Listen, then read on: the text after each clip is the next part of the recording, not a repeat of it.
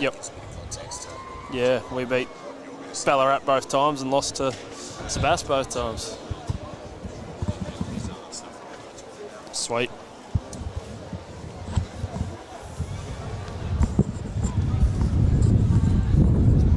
Hey Caleb, just to get us started, particularly with my intro, can you just set the camera and control that just till I get started? Is that all right? Do you want to swap sides?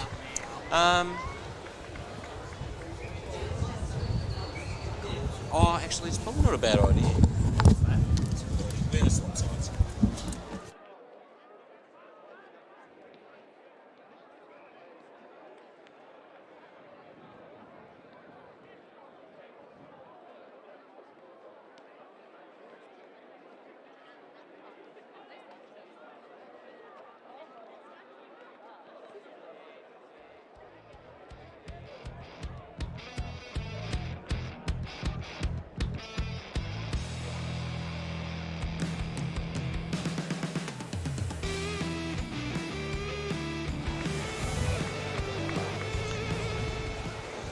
Just 3 teams remain in contention for the coveted 2022 Premiership as the McDonald's Ballarat Football Netball League enters the penultimate weekend of action. The opening 2 weeks of the Carlton Draft Final Series has been nothing short of sensational, with one of today's combatants, Ballarat, orchestrating a thrilling 1-point win over Darley to progress to today's preliminary final. Sebastopol lands in today's cutthroat contest, having fallen to a 43-point second semi-final loss to Melton, leaving the all-conquering Bloods to lay in wait as today's battle determines their foe for next Saturday's ultimate decider at Mars Stadium. Hello, I'm Wes Custworth. Welcome to City Oval for the Ballarat Toyota match of the day as the Boroughs and the Swans clash in what should be a terrific contest between two of the competition's best credentialed teams. Today I'm joined in commentary by 56 AFL game Essendon midfielder, but more recently East Point star Jackson Merritt. Thanks for joining me, Jackson. Thanks for having me, Wes. I think it presents a great game today, and the teams are very evenly poised. They certainly are. We saw a round 9 contest between the two teams go down to just a 1-point win to Ballarat, and then in round 18 it was Ballarat by just 3 points. The Boroughs inaccurate on that occasion. Clearly there's very little separating the sides. Yeah, I think I liken Ballarat to Collingwood in the AFL. They've just been able to find a way to get over the line for a large portion of the year. I think they've had 5 or 6 games decided by less than a goal. Probably the most interesting way to contextualise your position of these two sides is to look at East Point's record across the course of 2022 against both teams, and there's some interesting results through rounds 2, 6, 12 and 13. Yeah, I think Sebast line up really well against us, and unfortunately they got the wood over us in both occasions. But when we came up against the Swans, we took away the chocolates both days there, and I don't know, we just match up really well against the Swans, especially around the midfield. So as I said earlier, I think it presents as a really even contest today across the board. As we look at the respective lineups for today's game, I just wonder if you would identify for each team some of the players to watch across the course of today. I've been really impressed by Sam James's form for the Swans over the last month or so. He's in the high to mid 30 possessions and averaging a couple of goals a game. I think Marcus Powling's inclusion in the latter half of the year really shores things up around the stoppages for them, and had around the 70 hit-outs last week for Sebast. I think that added responsibility in the back half. Some of their players with Lockie are out, and perhaps back in this week I think there's going to be a heavier reliance on him, whether he goes to a Gibson or someone like that and tries to nullify his influence on the game. Yes, indeed, and no doubt there's a lot to be said for the little fella up forward for Ballarat. We know that he's an absolute goal-kicking star. He had some AFL experience himself at the Western Bulldogs. Some very good football in the VFL with Werribee, and Andrew Hooper is a real danger man, isn't he, for the Swans?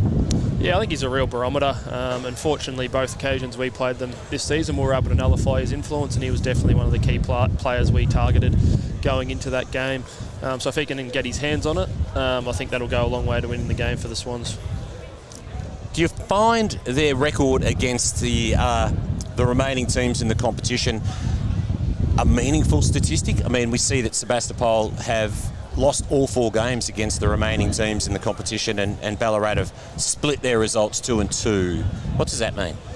I don't think it matters too much this time of the year. Obviously, it's probably in the back of your mind, but on finals, anything can happen.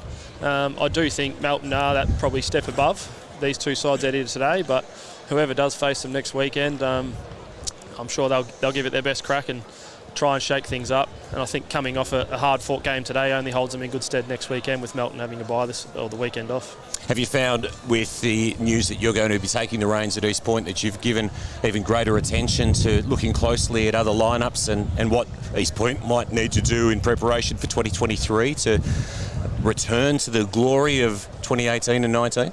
Yeah, look, I'm just a footy fanatic. I enjoy watching as much football as possible, really. But yeah, try to take away some of the nuances, I suppose, of each team and what they're really focusing on and what their strengths are. And I think today both teams are matched up really well from a contested ball point of view. The amount of times they do enter their 50s across the ground, they average, I think, 0.2 or something of a goal that separates them across the year from goals kicked and behinds kicked, so there's not much between it. As I said, it presents as a great match. We certainly see the importance of capitalising on those forward 50 entries. It was evident even in last night's AFL game, wasn't it, really? Obviously, Melbourne were pretty wasteful and will no doubt be lamenting their forward entries and what they were able to do with them. Yeah, it's a super key stat. I know our loss against Darley 2 weeks ago, we went down by a point and we won that inside 50 stat by 21. But unfortunately, we weren't able to convert on the day. And yeah, whoever can kick the most goals at the end of the game is going to come away the winner. That was quite a remarkable contest. I was watching that one on the live stream, and it just seemed, for all intents and purposes, that it was only a matter of time before East Point would be able to get something over the line to at least take it into extra time. But you must give a lot of credit to Darley. They were able to repel amazingly effectively. Yeah, and then you only have to look at last week's result as well. Swans jumped them early and got out to a 40-point lead, and they were able to claw it back, and it was probably their game to lose in the end, and Ballarat in the dying minutes of the match are able to slip away with it. Just that endeavour and want and will to will themselves to the final finish line. As you said, Melton appear to be just that little bit of a step above their rivals, but you would imagine that whoever gets through to next week would put a lot of thought into how they might combat Melton. We know that they certainly, as Kevin Sheedy would suggest, if it bleeds, you can kill it. So Melton, they did go down a couple of times against Sunbury and, of course, at North Ballarat at Bar Stadium. So they're certainly capable of being overcome, but they're a mighty fine team. Yeah, for sure.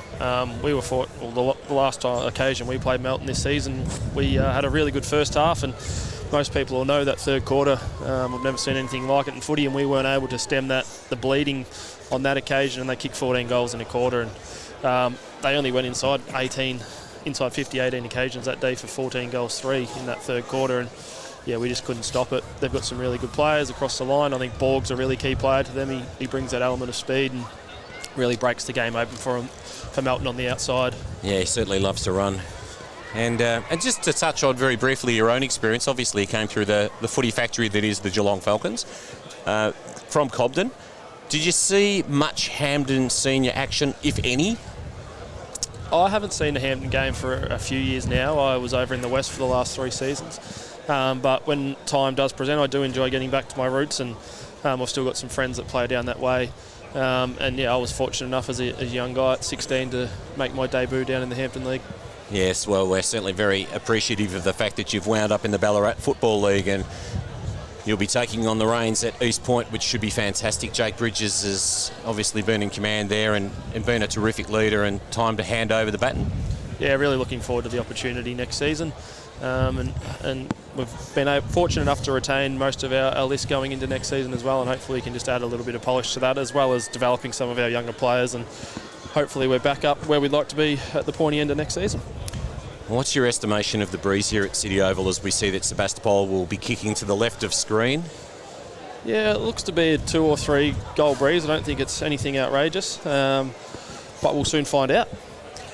Yes, we will indeed. Just moments away from the beginning of the McDonald's Ballarat Football Netball League preliminary final in our Carlton Draft Finals series here at City Oval. We're with Wes Cusworth and Jackson Merritt, and Powling and also Richards set themselves. Umpire holds the ball aloft to get things underway on our penultimate weekend in our Ballarat Toyota match of the day. little bit of push and shove as we see that Liston has gone to try to shut down Lockie Cassidy. First possession, well, not even clearing the ball, was Sebastopol and winning themselves a free kick. It's going to be the Swans in the middle of City Oval. So they're going to get first opportunity to go forward. Real up and under. Nice distance with the kick despite the breeze. Here's an opportunity for Will Garner, moves the ball forward by hand, and ultimately Lachlan Dawson not able to bring it in, and the ball over the boundary line, 35 metres around from the scoring zone. An interesting move. Keel's lined up at the half-back line here today. Spent a lot of time forward since he returned from his injury early in the year. Good player. Love to watch him in action. Nice high throw in. Ball to ground, taken by Sebas, wrapped up in the tackle. And Bailey Veal not able to progress. The umpire intervenes. No Keefe with the matchup on Gibson. Yeah, interesting one, that one. He'll certainly have his hands full. Here's the Swans. One way, then the other. Quick kick forward by Will Liston. Here's Gibson, sits underneath it. Has the ball fisted away. Clever work by Sebastopol. Gibson does well at ground level. The Swans ducking, weaving. Spills the ball out. And happy to concede a little bit of ground there on that occasion. The Swans, just to retain possession. Going backwards to now go forward. Inside 50 again. Perry sets himself, ball fisted away. Kick comes from Dawson, sky high, doesn't travel the necessary distance to actually create a score. That was Dummett. Well, got the ball out to the advantage of a teammate. And now Sebas, an opportunity to move forward. Overrunning it was Powling. Nice gather on that occasion by Pabst. He's a dangerous player and a good mark taken by Liam Stowe. By hand, Stowe moves it on to Hutt. Hutt with a little intended kick that doesn't quite hit its target. That gives the opportunity for Fisher to take possession, but he's worked back over the line for a rush behind. Swans move it forward by foot very quickly. Cassidy almost into the fiending. Got to the footy now on this occasion, and we're going to have another ball up. No, in fact, we're not. It's deemed that Cassidy has jumped on the footy, and as a consequence, has coughed up a free kick, and it's going to be the Swans at half-back. That breeze is definitely playing an impact there. Good distance with the kick. Opportunity for Veal. That was Dawson. Nice gather once again by Hugo Pabst. He's had a couple of really good gathers, moving the ball forward and over the boundary line in the path of Toby Hutt, not able to haul it in. Ball over the boundary line. You see Swans really trying to clear that D50 and the wind holding it up. There's definitely an advantage down to the City end. And the responsibility then is to obviously capitalise and make the most of kicking with the aid of the breeze. Throw in. Sebastopol missing the target. Now they get a kick away. Garner. Oh, hands it over. And Cassidy with a shot on goal and misses to the left through for just the one behind. Two behind Sebas.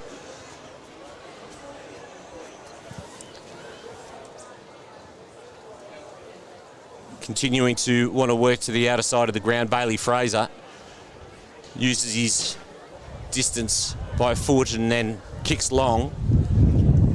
And the ball over the boundary line once again between centre wing and half forward. Been a bit of a nothing start here. Contest after contest. Yeah, just filling one another out. We saw that last night in the AFL. It was a fairly flat sort of first half, and then it really did explode in the second half, and we know that the momentum of a game can change pretty quickly. Pabst, by hand, releases a teammate. The lead's on just over the top of the target there on that occasion. Keeble dispossessed of the football. Umpire says he didn't dispose adequately. He's a real danger man, isn't he, for Sebas? Yeah, he's that X factor when it comes inside forward 50. Really good overhead, and generally a pretty good set shot for goal too. Fisher marks at half-back. Very short option, just the necessary distance. Not the necessary distance, says the umpire. That was Bailey Fraser. Sends it to the outer side of the ground, and the mark's taken by Blackburn. So no gain made, just switching to the fat side of the ground. Trying to take it on the half volley was Waitman.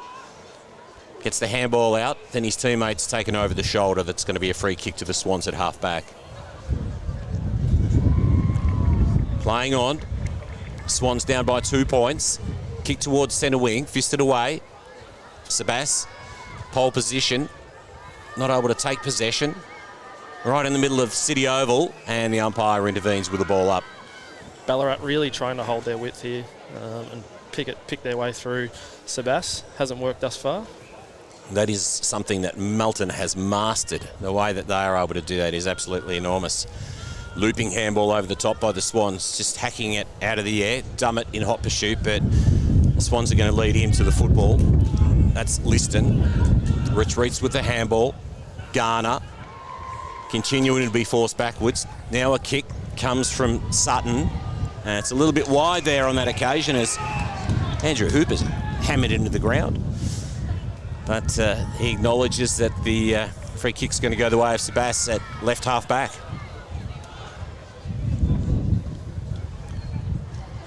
It's just a little bit fluky, the breeze, isn't it, really? Yeah, it's interesting here, Sebas' tactic to go backwards and not capitalise on that wind and look to go forward, but I don't mind it. Possess the ball, pick their way through, really spread Swans' defence. Yeah, so Shea found Keel, who moves it to the outer side of the ground, and Sebas, leading by 2 points, will come back inside to O'Shea. No goal yet. Sebastopol just the two behinds. We've gone some 6.5 minutes in the opening term of our preliminary final. Swans probably feel pretty happy with this game to this point in time. This might open up a little bit now as True marks. Moves it on and then pumping it forward is Widgery. It's a one-on-one. Mark taken by Sebas.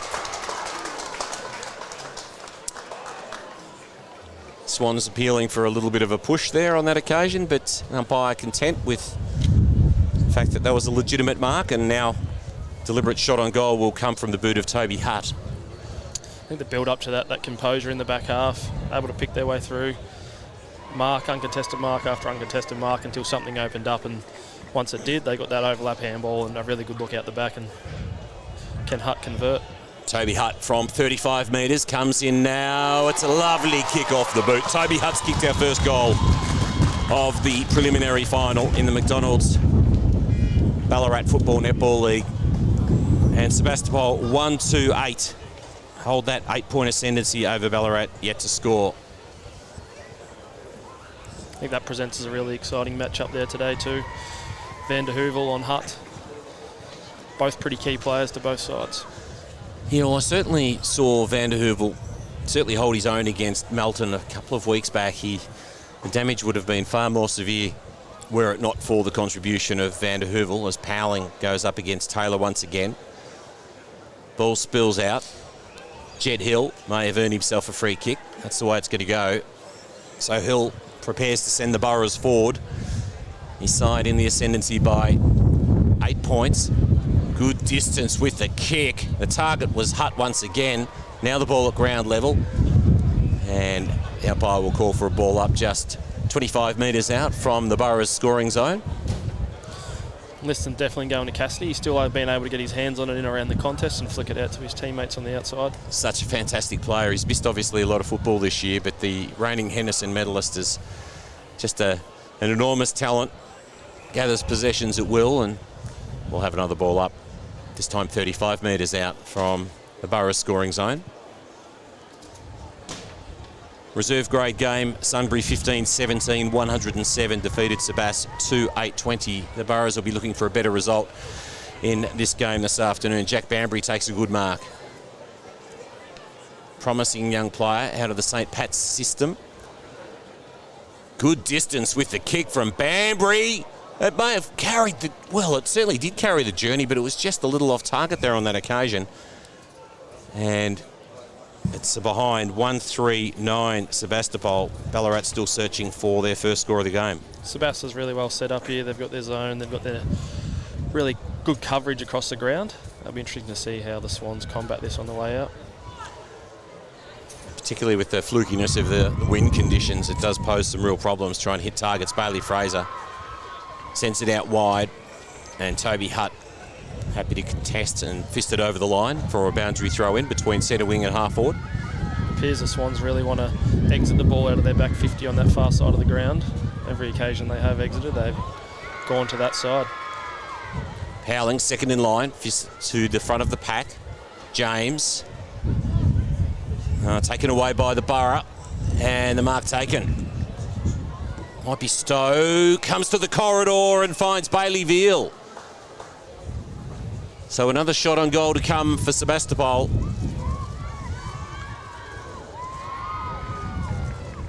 Any consideration with regard to maybe aiming for the right post, do you suspect? Yeah, it does appear the Berries are sort of pushing across the ground on that 45-degree angle. Maybe over his right shoulder as he comes in now. He'll cross the 50. Kicks from 45. It's a nice kick off the boot. Sebastopol's got a second. They've stretched it out to a 15-point advantage. Sebastopol 2-3-15, leading Ballarat, still yet to score. We've gone 11 minutes into our preliminary final for 2022. Sebastopol really owning the ball once it does get to the outside. I thought Swans may have had that upper hand going into the game, but Sebastopol have really been able to possess the ball and own it on the outside and retain possession. Good crowd here today too, Jackson. Yes, numbers filling in here. Obviously we've got the Central Highlands Grand Final at the moment as well. It's still good to see so many people here supporting both sides. Well, I reckon it might be last person leaving Melton turn out the lights next Saturday for the game at Mars Stadium, and whoever they're contesting, it will be a monster crowd at Mars Stadium. We're looking forward to that, but right now we've got to determine who is actually going to get through to contest it against the Bloods. And we'll have another ball up.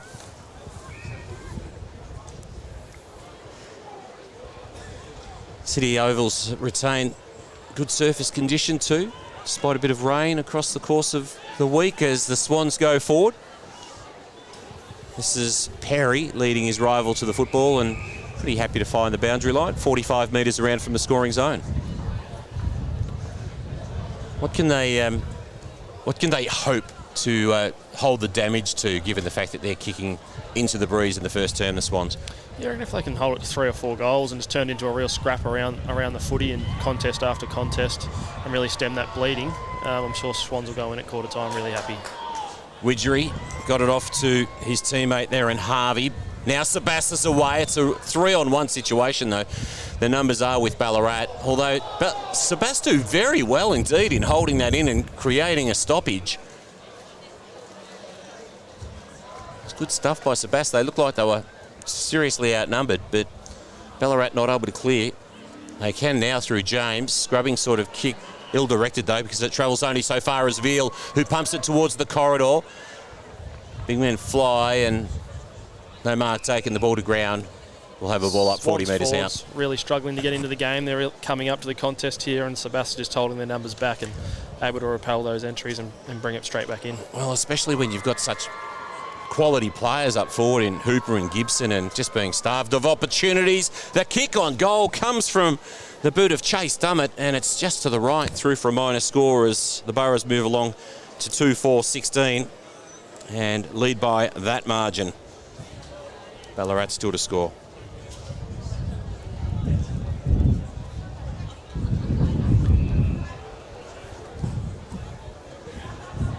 So we've gone some 14 minutes into this first term. Swans, Powling, couldn't mark, ball at ground level, no look handball from James, little kick off the ground, Hooper will run onto this, takes possession, spills the handball out to Liston, quick kick forward, Perry front position, juggling mark, no, umpire says didn't have enough of it, and the pack forms and we'll have a ball up 40 metres out from the Swans goal there. Certainly we're in with an opportunity now, one would think. Yes, see if they can lock it in here, repeat stoppage after repeat stoppage and wrestle some of that momentum back. At least soak up a little bit of time. Crone got a handball out. Now the Swans kick forward. Gibson in the mix. Taken by Hooper, one way then the other. Happy to retreat with the kick and find a teammate.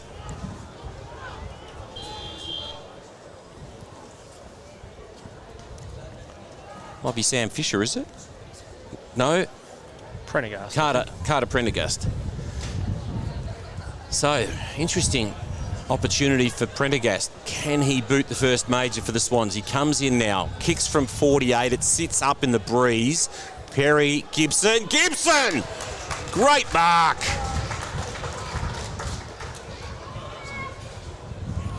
Quality football once again by the former AFL player. It's just his presence once it is coming inside forward 50. You know he's not going to be out marked on too many occasions. Pretty important shot on goal. He comes to his left and he's kicked it. I thought he might have pulled it back a little bit too far there on that occasion, but he's booted the first goal of the game for the Swans. Gibson's quality stands up when it's required. It's interesting to see as well when there are those inside 50 stoppages in Ballarat's favour that both ruckmen are electing not to go in and contest that ruck contest. Sebas looking to even up that spare behind the ball in Powling. Yeah, you'd probably have a restless night's sleep knowing that you're going to line up on the likes of Gibson in a big final. James with a takeaway. What can that do for the Swans there? Back to a 10-point deficit, 16 plays 6. Swans have it between centre wing and half forward and we'll have a ball up 16 minutes into the first term.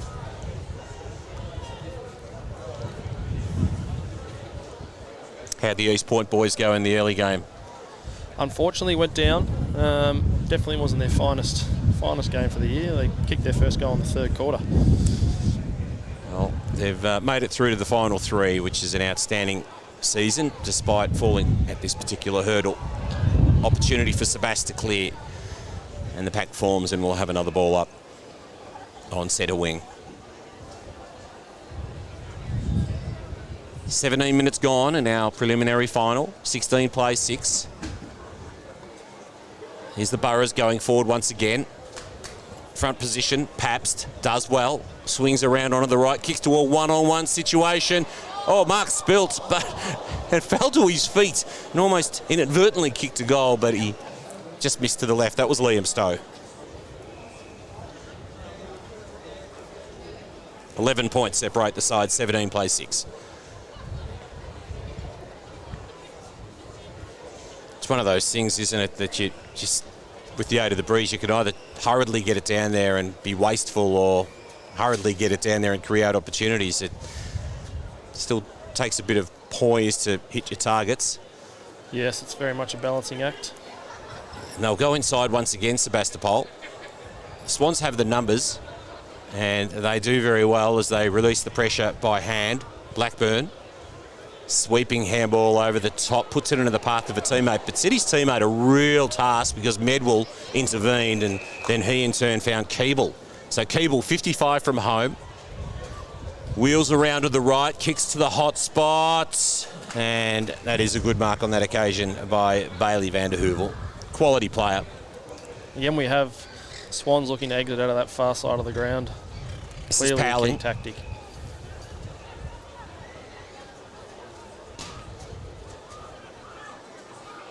Powling assesses his options and goes long. Ball fisted away. James is happy to escort his rival over the boundary line. We'll have a boundary throw in. 19 minutes gone, 17 plays 6.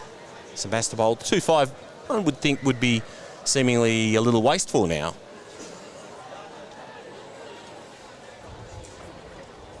Although at least one of those has been a rush behind. Here's Sebas, Dummett throws it on the boot. Good distance with the kick, and the mark falls the way of Adam Forbes.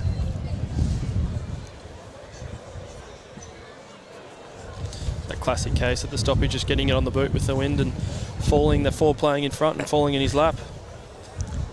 Yeah, it's worked well for Sebas on this occasion. Good work by Chase Dummett.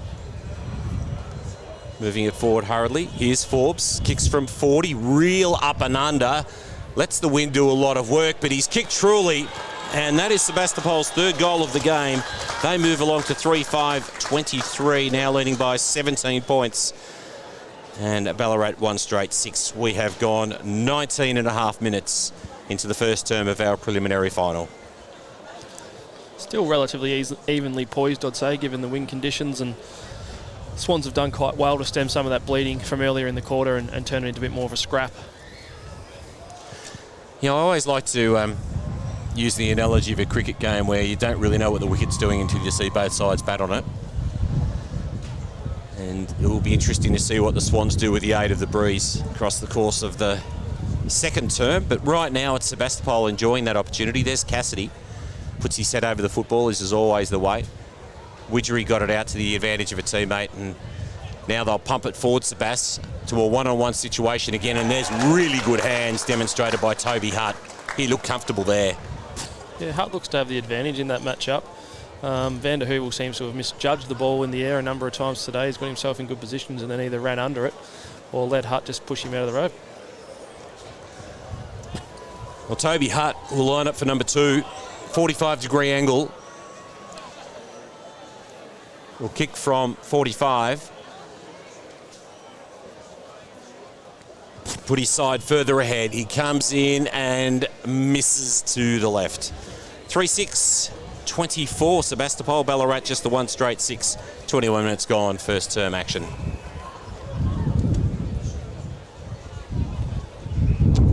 They're the ones that Sebas have got to make the most of. Most certainly. This is Fraser, using the outer side of the ground once again. Ball comes to ground. Dummett's got plenty of possessions, which has been really creative for Sebas. Inside 50. Mark's built there on that occasion. Opens the door, and a high tackle on Sebas is going to provide a shot on goal from just 25 metres out. Well, it looked like the Swans had the advantage with numbers back there, but just a little bit of miscommunication. Yeah, very messy, the last line of defence. This is Jed Hill. He's one of those X-factor players as well. He's got really good speed, closing space as a small forward, and can come up and pinch it in the midfield as well. Directly in front. Will kick from just 25 metres out, and Jed Hill makes no mistake. And Sebastopol's got its 4th goal. 4-6-30 now, leading by 24 points over Ballarat. 1 straight 6 in our preliminary final for 2022. Five Swans, I wouldn't want to be conceding too many more in the latter half of this quarter and in stoppage time. Whether they look to put an extra behind the ball and stem some of that bleeding. At this point in time, they look to be backing in their system and going with an even 6-6-6.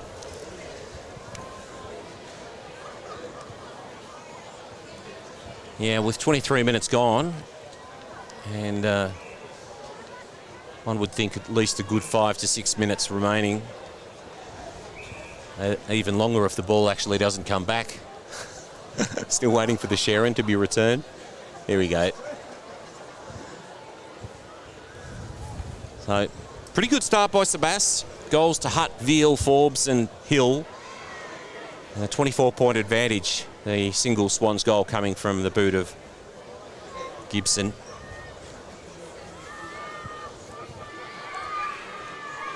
Lovely turnout at City Oval, Ballarat. Great day for it. Big fist away there on that occasion by Richards, sorry. And we'll have another ball up. A little bit of push and shove from some of the boys. And a free kick pulled out of that one by the umpire, and it's going to go the way of the Swans. And this is going to be Nick Waitman. Just a little silly indiscretion there. Swans up the corridor. Awkward sort of bouncing football there for Hooper. Couldn't gather it. And as a consequence, it's Sebastopol with an opportunity to clear. Waitman will get another opportunity. Lays a good tackle. And we'll have another stoppage on centre wing. Liston's just got up a little bit sore from that last knock. Running with Cassidy still. Yeah, great challenge for the young fella. There's Cassidy, the man that we make mention of.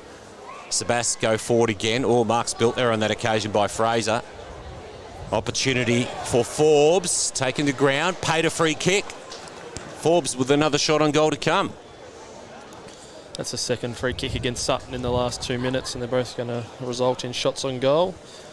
Can Forbes capitalise and extend the lead to an even 5 goals? Well, this is where I reckon that he might have the breeze directly behind his back here. So Forbes for his second, and an opportunity to extend the margin out to 30 points. Kicks from 35. Once again, a real up and under. This time he's missing to the near side. And the margin stretches to 25 points as Sebastopol 4-7-31. And they lead Ballarat just the one straight.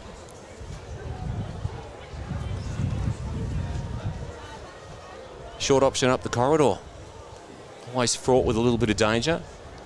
This time they go a little bit wider. James is in the mix. And the umpire calls for a ball up on a right half forward. Sebastopol into attack, leading by 25 points.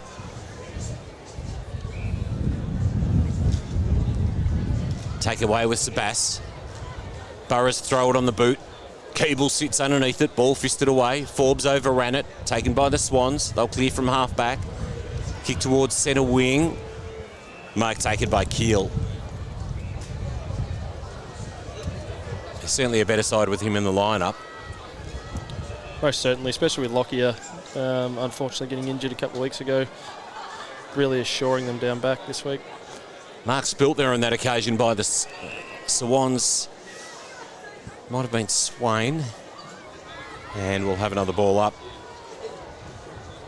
Ticking towards the quarter-time break here at the City Oval, preliminary final.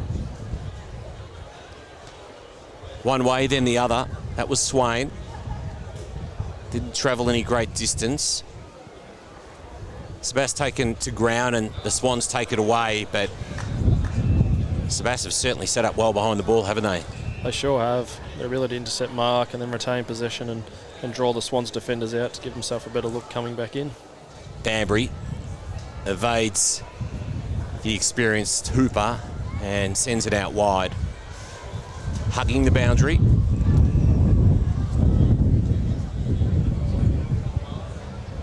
Sebas, they want to come inside. Short option. And now, with an opportunity with a shot on goal.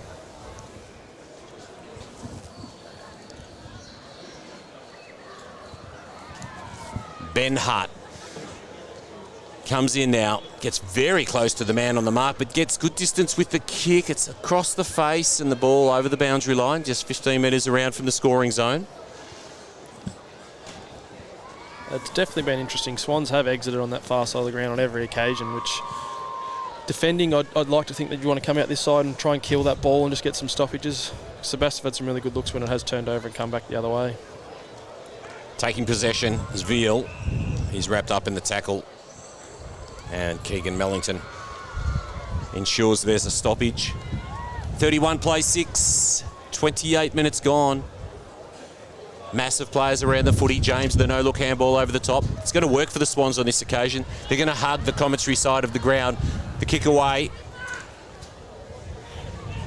That was Perry, dispossessed, taken by Keel. He's taken over the boundary line by Lachlan Dawson, and we'll have a ball up right in front of us in the commentary position.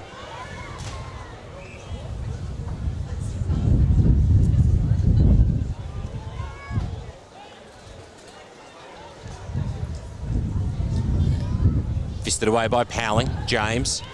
It's been good today so far, James. Domick. Now the Swans, well, almost smothered his teammate's kick there on that occasion. Daniel Kennedy, you'll get an opportunity. In fact, it's going to be a free kick. That is going to go the way of the Swans. And it is Kennedy. What can he do? Can they pinch a late one? Kennedy. Ball holds up in the breeze. Gibson has the ball fisted away. Quick snap on goal from Hooper. Cracking goal from the little fella. And Ballarat do, in fact, pull one back right on quarter time. And we saw last night in the AFL game at halftime how important that late goal is. And there we have it. Ballarat have pinched one. And that takes us to quarter time with Sebastopol 4-7-31 leading by 19 points. Ballarat 2 straight 12. And Jackson, as we look down the goal kickers list, it's Hutt, Veal, Forbes and Hill kicking goals for the Boroughs, and for Ballarat, Gibson and Hooper. No surprise, the experience up forward getting on the scoreboard. Yes, we spoke about Hooper at the start of the game as being one of the key prime movers, and he doesn't necessarily have to touch the ball a lot, but his impact is quite high once he does, as you can see there, bobbing up with an opportunistic goal. So take us through some of your better players for the respective teams across the course of the first term. I think Cassidy's normal impact was probably nullified to a degree, but still his ability to get his hands on it in heavy traffic and get it out to his teammates on the outside was really impressive.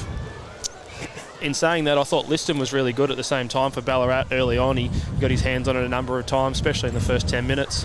Pap's ability to provide a contest in the front half along with Hutt for Sebas. And then, as we said, just the prime movers for Ballarat in their forward half, Gibson and Hooper just popping up when the opportunity present to ensure they keep themselves within reasonable touch moving into the second quarter. So is 19 points a significant enough lead for Sebastopol at quarter time?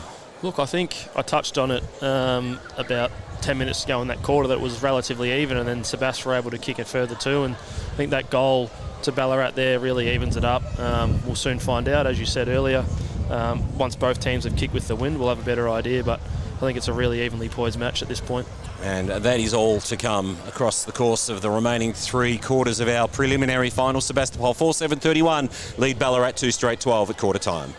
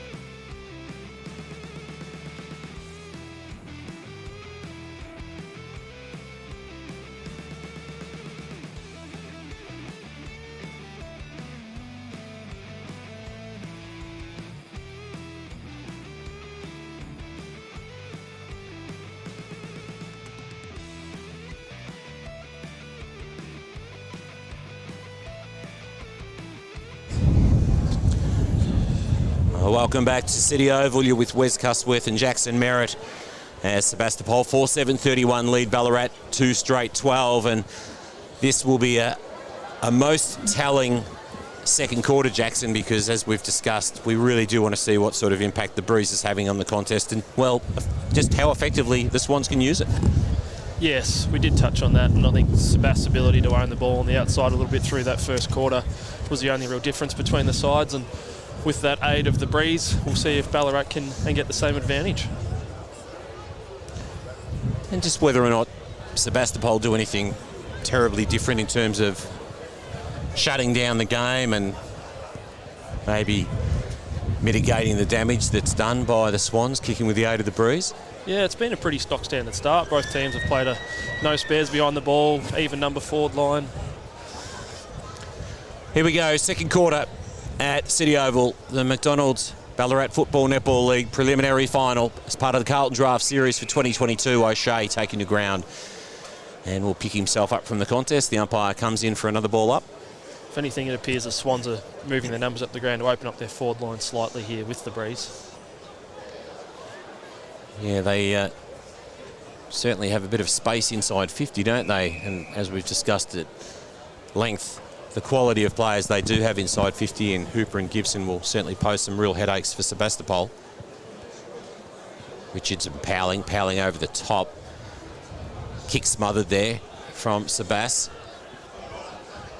And taken over the boundary. No, not quite, as we see Domick take possession. And now it's over the boundary. Looks like a rugby try there on that occasion. I think the Storm are in action tonight. Yes. It'll be interesting to say probably a poor finish to the season by the Storm. Yes, one of those things once again when you've got your best player sideline. But here's the takeaway from Veal. Sends his side forward. He'll get another opportunity. Throws it on the boot once again. Continued efforts. Here's Keeble. Nice gather. Tried to offload to Hill. Gets the handball out. Keeble will take it back. Veal again. So all the same names occurring in that little string of play, and ultimately the ball over the boundary line, some 25 metres around from the Sebas scoring zone. Yeah, Veal can be, I think, a somewhat underrated player, but his ability to follow up there and get his hands on it 3 times in that way passage of play was really good to ensure we get a stoppage inside the 50 for Sebas. Sebas will just want to see if they can keep it inside 50 as long as they possibly can and chew up some time and score as Dummett gets the handball out to the advantage of Keeble. Can't gather. Looked like he might have copped one around the shoulder. The umpire said play on. Now Sebas. Oh, it was a low kick and it was cut off there on that occasion by Nick Waitman. So Waitman with a very short option. Van der Heuvel. Just asking the umpire if Mr. Keeble's actually adhering to the mark as he should be. Van der Heuvel on that lovely, stylish left foot. Swans with an opportunity, the ball over the boundary line. Why is it the left footers look just that little bit more stylish? Like left-handed batsmen look a little more stylish, don't they? I'm not sure. It is aesthetically pleasing to the eye, and unfortunately I'm not a left footer myself, but they are nice to watch. I'm sure you developed the use of both sides of the body across the course of your AFL career. Just to get me out of trouble. A lot of players don't nowadays, as we know. Veal once again sends his team forward, and the mark's taken by the diving Jed Hill. Hill, O'Shea will receive the handball. Swans attempt to close him down. He comes back inside. Cassidy takes a good mark. 40 metres out from goal, 45-degree angle. Tough sort of shot, though, one would imagine, for Cassidy coming up. Yeah, I reckon it'd be nearly straight into the teeth of the breeze. Be looking to get some numbers back here on the last line if I was Swans. If it does drop short, to be at the fall of the ball. Get the big boys back on the line. Cassidy comes in. It's going to be falling a little bit short. It was headed across the face anyway and through for a minor score. So the advantage is 20 points to Sebastopol. They've done pretty well across the opening few minutes of this second term. They've certainly been able to retain a bit of possession certainly in their front half. 4-8-32 plays 2 straight 12. Just is it going to be their ability to capitalise? They've had a number of shots, and as myself at East Point we found out a number of weeks ago, if your inability to kick goals can cost you the game. Sure can. as the kick comes out nice and wide, commentary side of the ground, and this is Taylor Sutton, who progresses by foot and finds Waitman. Waitman inboard. Well, that's really precise. Garner offloads to Liston, streaming forward. Gibson the target, and wearing him like a glove is Riley O'Keefe for the ball over the boundary line, some 35 metres around from the Swans scoring zone. Quick transition. That was a nice bit of ball movement. I think Mellington's been a real prime mover early in this second quarter, and I think if Liston had his time again, he would have maybe looked to hit the free inside 50 there instead of being sucked in the kick to Gibson deep in the pocket. Plenty of players back in the Swans 50 right now. Cassidy takes possession, and he's taken by Maple on this occasion. And the ball up, 45-degree angle out from goal, right on 50. Swans in attack. Powling. Cassidy taken to ground. Now an opportunity for the Swans, looking for the corridor. Bouncing footy. Ball spills out to the advantage of Dawson. One way, then the other. Does he get it away in time? No, the umpire says not. And the Sebastopol defenders just let him know about it too. I'll tell you what, Veals had plenty of the football in this second term to begin. Keeble's his target. He was sandwiched between a couple of Swans and is a little disappointed in himself for not taking the grab ball over the boundary line. Yeah, Veals had a hot start to the quarter. That'd be about his fifth or sixth touch of the footy in the first 5 minutes. I think Cassidy, getting the attention he does week in, week out, frees up Veal around stoppages. And he's not someone that you would normally expect to be clocking up possessions quite as readily as he is right at the moment, but he's certainly capitalising, as you say, on the fact that Cassidy has become a major focus for the Swans. Yeah, correct. He's just flying under the radar. Powling once again wins to his team's advantage. Kennedy bounces over the boundary line 50 metres around from the Swans scoring zone. 4:8:32 plays two straight 12. 6.5 minutes gone, and Sebas won't be too disappointed with the way they've been able to clog things up to this point in time. Yes, no doubt. Turn into a scrap, take away that outside uncontested play by the Swans. Cassidy to Veal once again. Veal at the bottom of the pack. He's held up in the tackle. Ballarat would be really wanting to get Domick into the game. He's a bit of their X factor, similar to Keeble for Sebas. They struggled to get his hands on it thus far. We saw it earlier, stoppages, the way the Swans were really able to open up their attacking 50, but right at the moment there's a lot of congestion around the football. And it is turning into a real scrap. That was Veal and Cassidy threw it on the boot, and unfortunately for him, caught the outside, wasn't able to curl it back into the field of play, and the Swans are going to have it at left half forward. Tristan Maple. He wheels around to the right. Kicks to that left forward pocket. It's a tough one, but it's a good mark. Taken by the Swans. This is Reece Perry.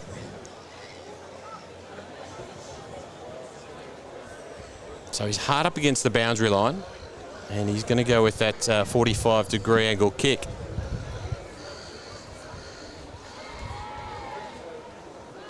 Be almost the hardest shot on the ground here today, I think, from here in this pocket. Wheels around and he catches the middle of the football, sends it right across the face. Didn't get anywhere near the scoring zone, but the ball is certainly alive. Gibson swings onto his left and sends it across the face and through for a minor score.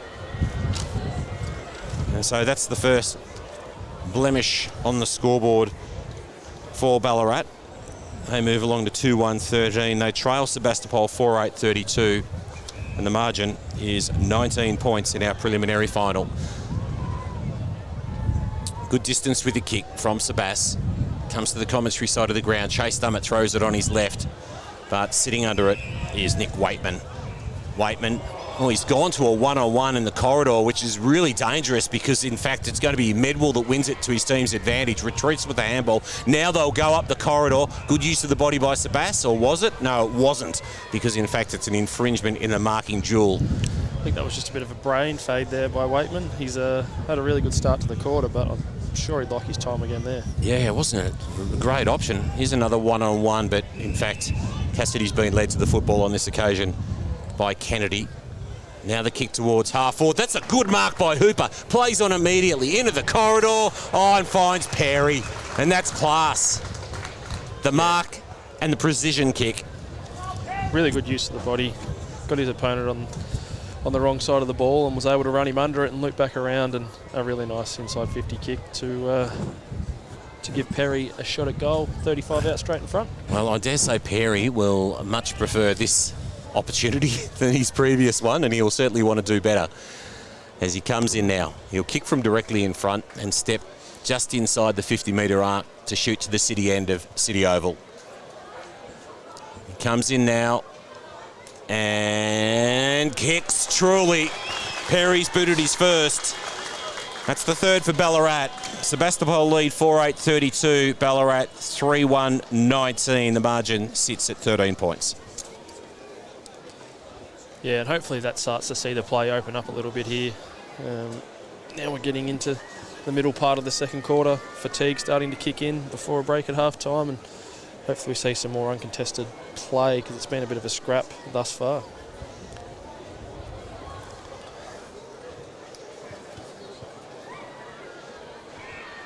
As the ball's back in the middle of City Oval. Kick forward. Comes from Hutt. Didn't travel any great distance. Swans have turned it over and straight up the guts on this occasion by Sebas. They fly. Not able to take possession, Sebastopol. So it's the Swans that can repel using the commentary side of the ground. Awkward bounce there on that occasion for Hutt. And a pack forms and we'll have a ball up. And we've seen the importance of superior fitness, and I think that's where Melton has had such an enormous advantage this year. Their second halves across the course of this season have been enormous, haven't they? Yeah, I know in both occasions we played Melton that they were able to blow us out of the park in third quarters.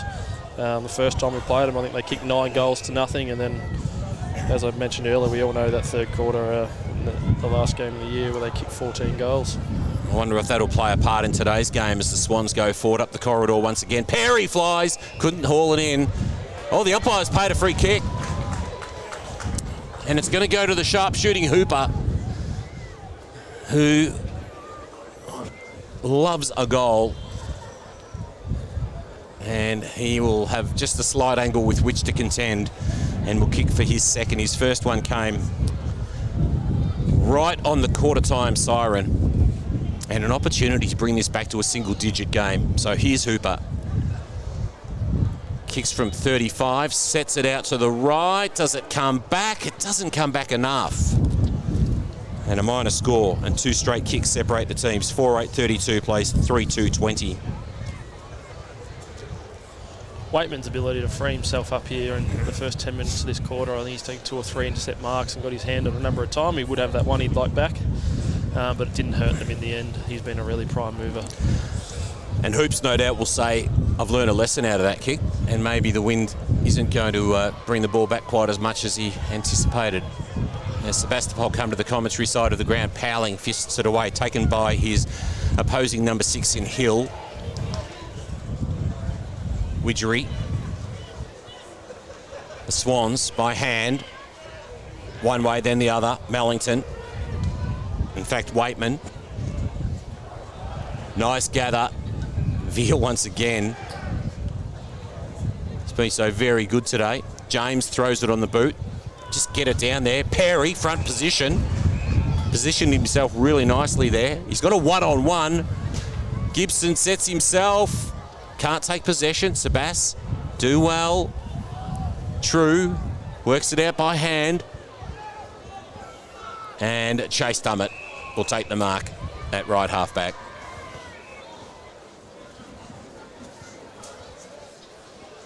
Dummett has a short option, perilously close to the boundary.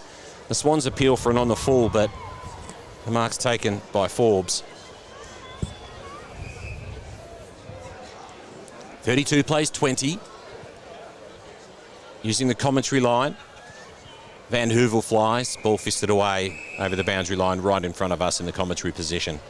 Interesting to see the difference in tactics. Sebas have opted to come out of back 50 on the grandstand side of the ground in this quarter, whereas in the first quarter, Ballarat, everything went out the far side of the ground. Yeah, sure did.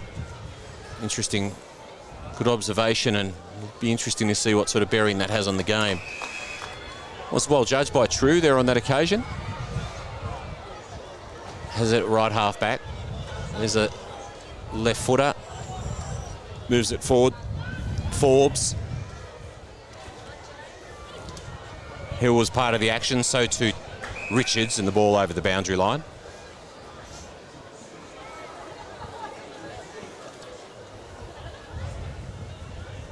Gibson, Hooper, Perry, the goal kickers for Ballarat. Hutt, Veal, Forbes and Hill on the board for Sebastopol. You'll see Waitman free himself up here again at this stoppage. Sebast electing to push one in to be an extra at the source. Dummett can't progress and he'll hand it back to the umpire. A little bit of push and shove between Widgery and James. Veal throws on the boot and unfortunately catches the outside of the boot. That's over the boundary line for a Swans free kick. They'll go down the line. James, quick release handball. Out to the advantage of Fife. Fife inside 50. Gibson front position. Ball fisted away. Hooper front and square. Sebast do well. Happy to see it over the boundary line. A couple of the boys want to go on with a little bit of push and shove.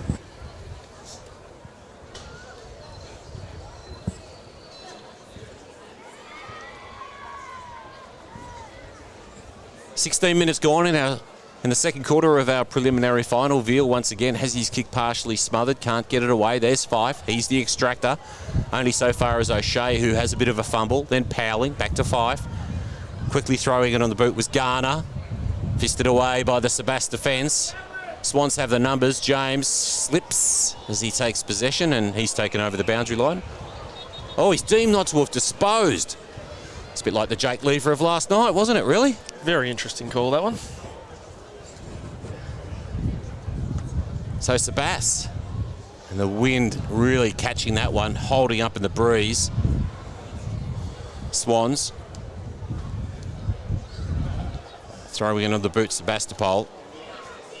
Van der Heuvel gets the handball away hurriedly. Fisher trying to burst through as Prendergast. Here's Dummett, he's taken high.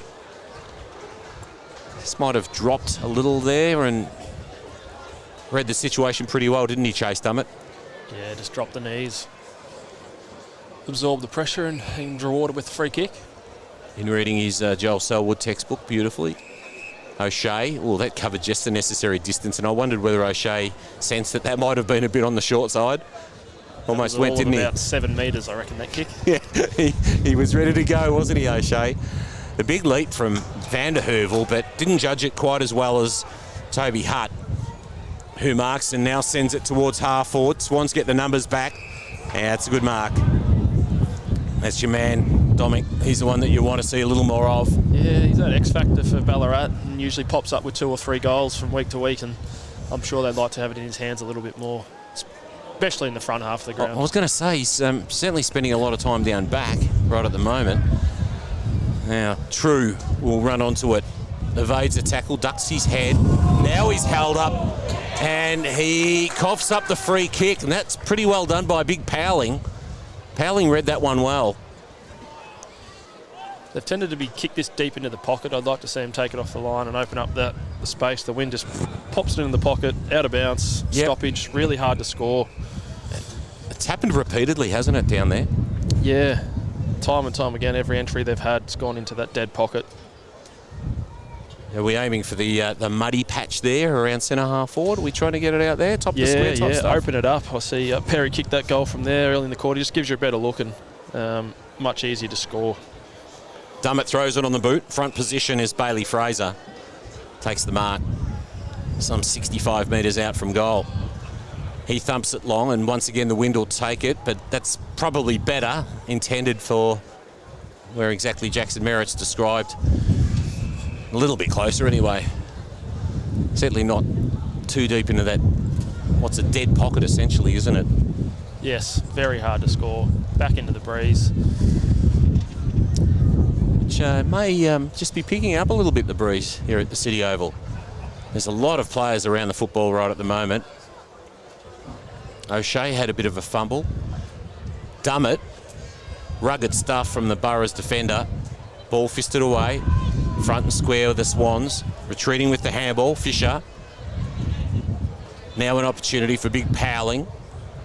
He handballs. Well done by Liston. Yeah, Liston throws it on the boot. This is dangerous, but good work by Sebastopol.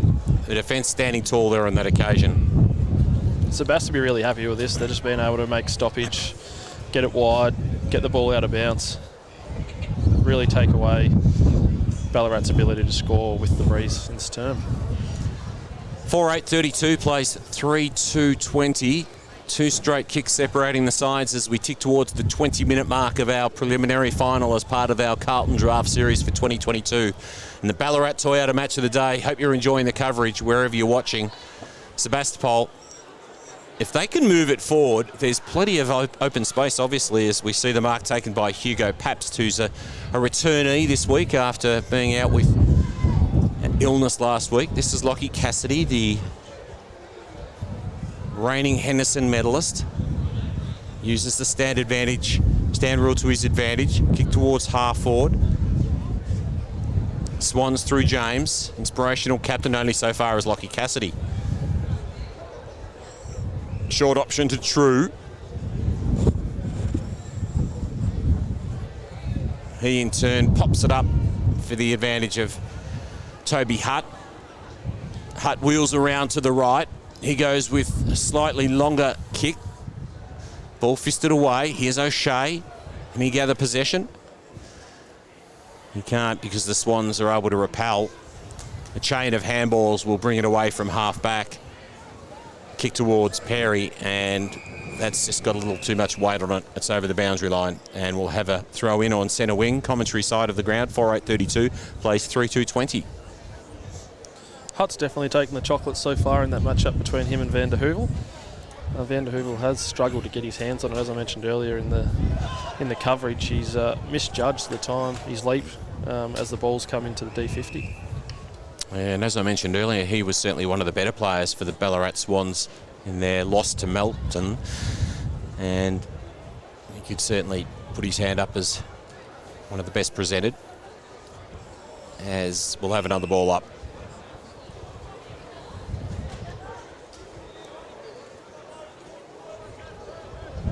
It'll be interesting to see with Melton in the grand final on a different surface. They're obviously a formidable opponent on most games, on most grounds, but McPherson Park is clearly their favourite, and they've had a couple of finals there. They've done very well. Mars Stadium may be just a slightly different proposition. Yeah, that home ground advantage, and I think they play in these sort of conditions most weeks. I know when we played them down there early in the year, it was very windy, and they played it really well. Ball over the boundary line once again. We're still obviously to find who they will be playing, as two straight kicks separate these two sides, but with 23 minutes gone in this second quarter, the Swans would be hoping to grab another one would think, and Sebastopol equally so, just hoping to repel, and they're doing a pretty good job of it so far. It has been a bit of a nothing half thus far. It's no exciting run down the wing. It's been very much a contested game. I just wonder if the surface might be, as much as it looks terrific, whether it might be just a little bit softer than perhaps a lot of the players have been accustomed to with the rain that's fallen. Here's Widgery, looping handball over the top to Cassidy. Cassidy works his way back in towards the central corridor, finds a teammate. Kick forward, oh no, unfortunately for Sebast, breaks down once again. And this is Swain. That's one player Sebast to be looking to get involved in the game is Keeble. He's at a relatively quiet start. A little bit starved of opportunities, really, Keeble. Hill taken over the boundary line. Umpire says we'll have a ball in.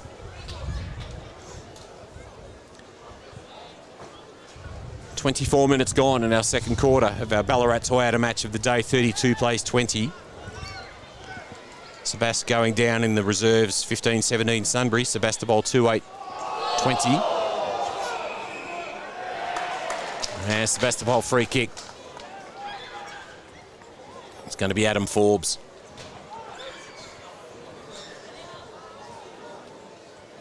Forbes on centre wing, commentary side of the ground, really short option.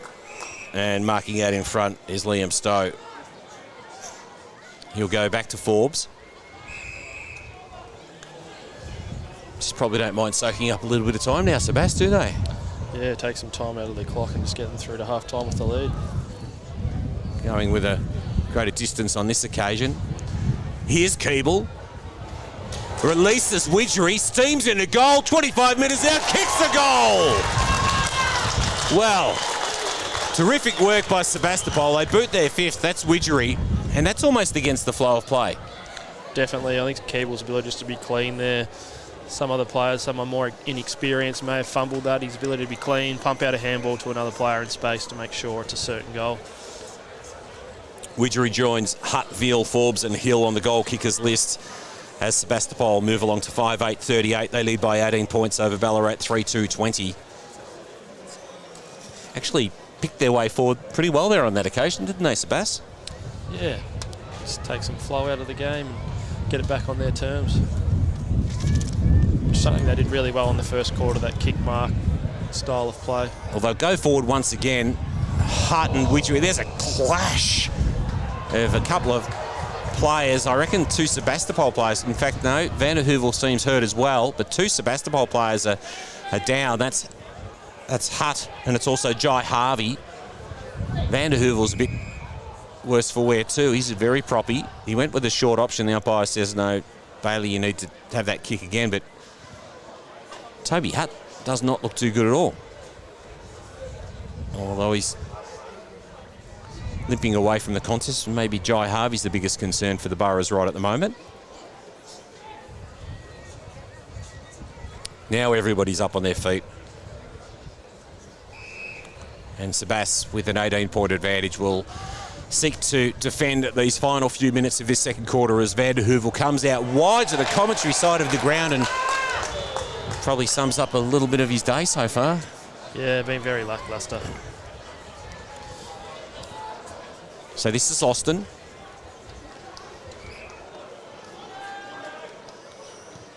Austin heads towards the hot spot, and well, Van der Heuvel does well there on that occasion. Chance to redeem himself.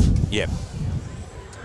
He's got a chance to rectify the situation. He kicks with good distance there on this occasion. Heads in the Powling direction. Ball fisted to ground. Here's Austin over the boundary line.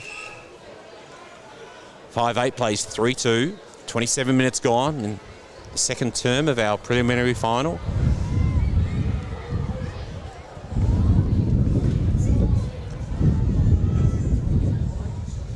Fisted away by Richards and Dummett at ground level.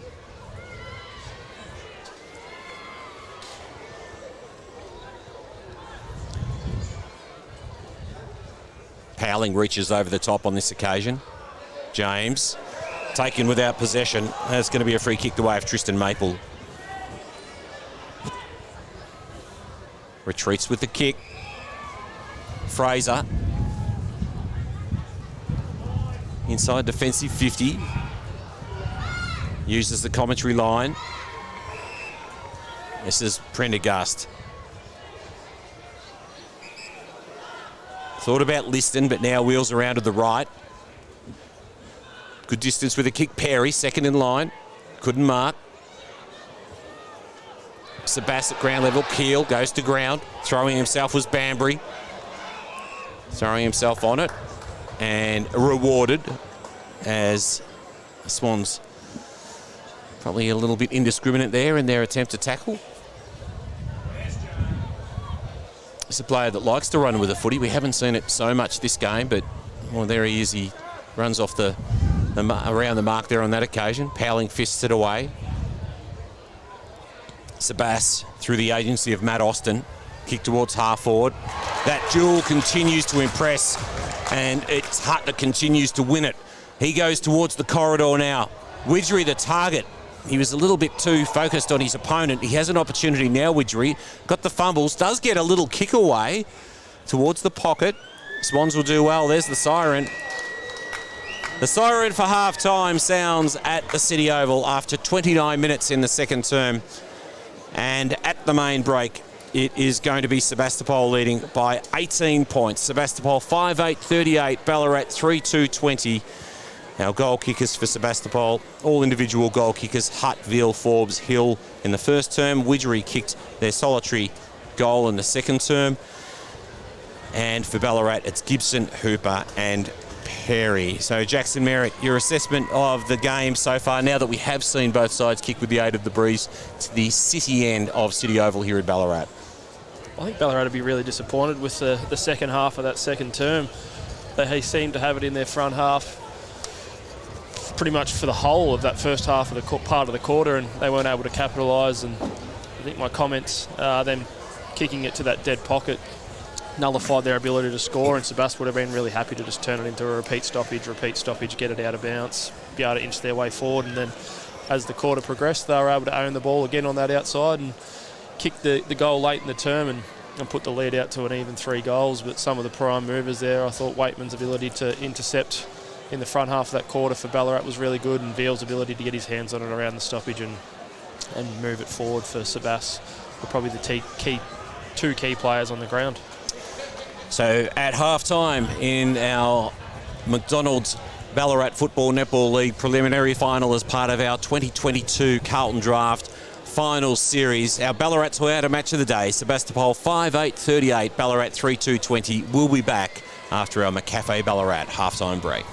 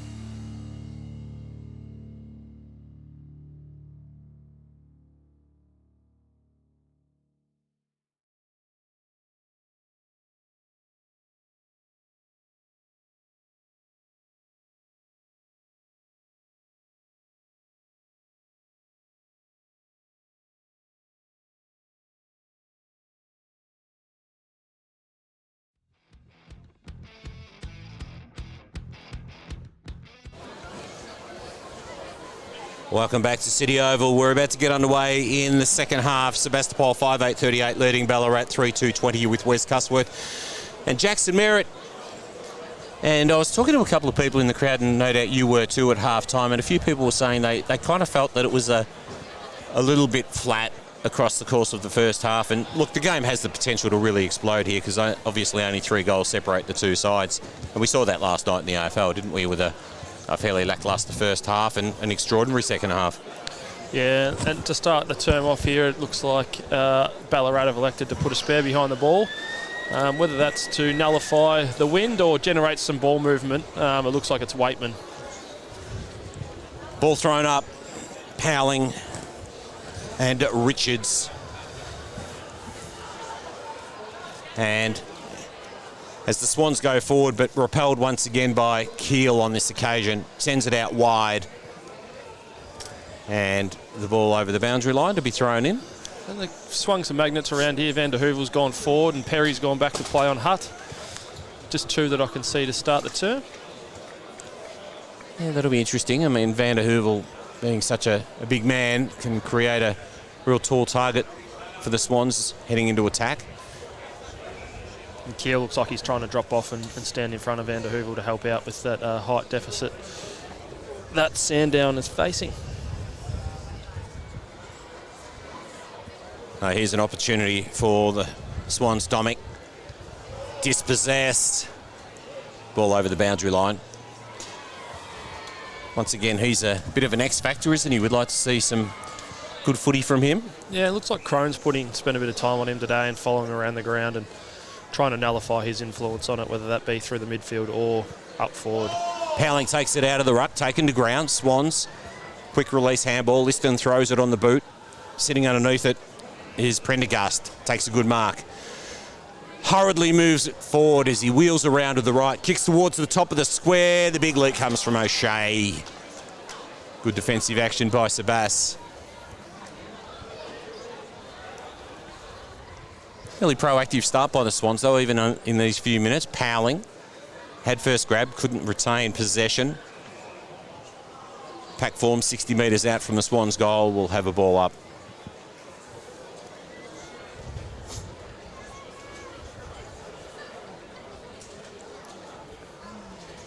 That's Richards with front position. Sebas with a takeaway, but the kick is a bit of a kick and hope there on that occasion. And the Swans have it defensive side of centre. Short option, Liston. Frades is the loose behind the ball here for Swans. I would have really liked to see him go through the middle of the ground. He ran out wide to try and get his hands on it. Cassidy grabbed high. The reigning Henderson medalist wins himself a free kick at right half back. Such a terrific player. Good penetration with the kick. Mark taken. Wheeling around and now heading towards the corridor. O'Shea's there. In fact, that's a really good mark taken by Maple. Sandwiched between a couple of Sebas players. Kick comes out wide. Here's Hooper. Creative. Gets his kick away. 1-on-1. Van der Heuvel front position. Sebas do very well indeed. That was Grady Snowden. Haven't seen a lot of him, Snowden. Bit of a role player, isn't he, for Sebas? Yeah, I think that's across the board. They just have some good players that are willing to sacrifice their role and shut down when they have to, and they've got no sort of out-and-out superstars other than the familiar names of Keel, Lockyer, Cassidy. The rest of them are just happy to play their role for the team. So O'Shea went to punch there on that occasion. Probably could have comfortably marked that one, but you never quite know what's coming from behind, do you?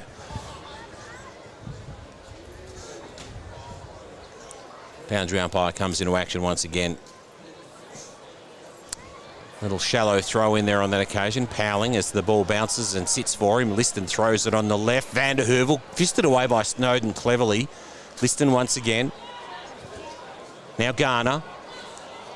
And Keel provides some support.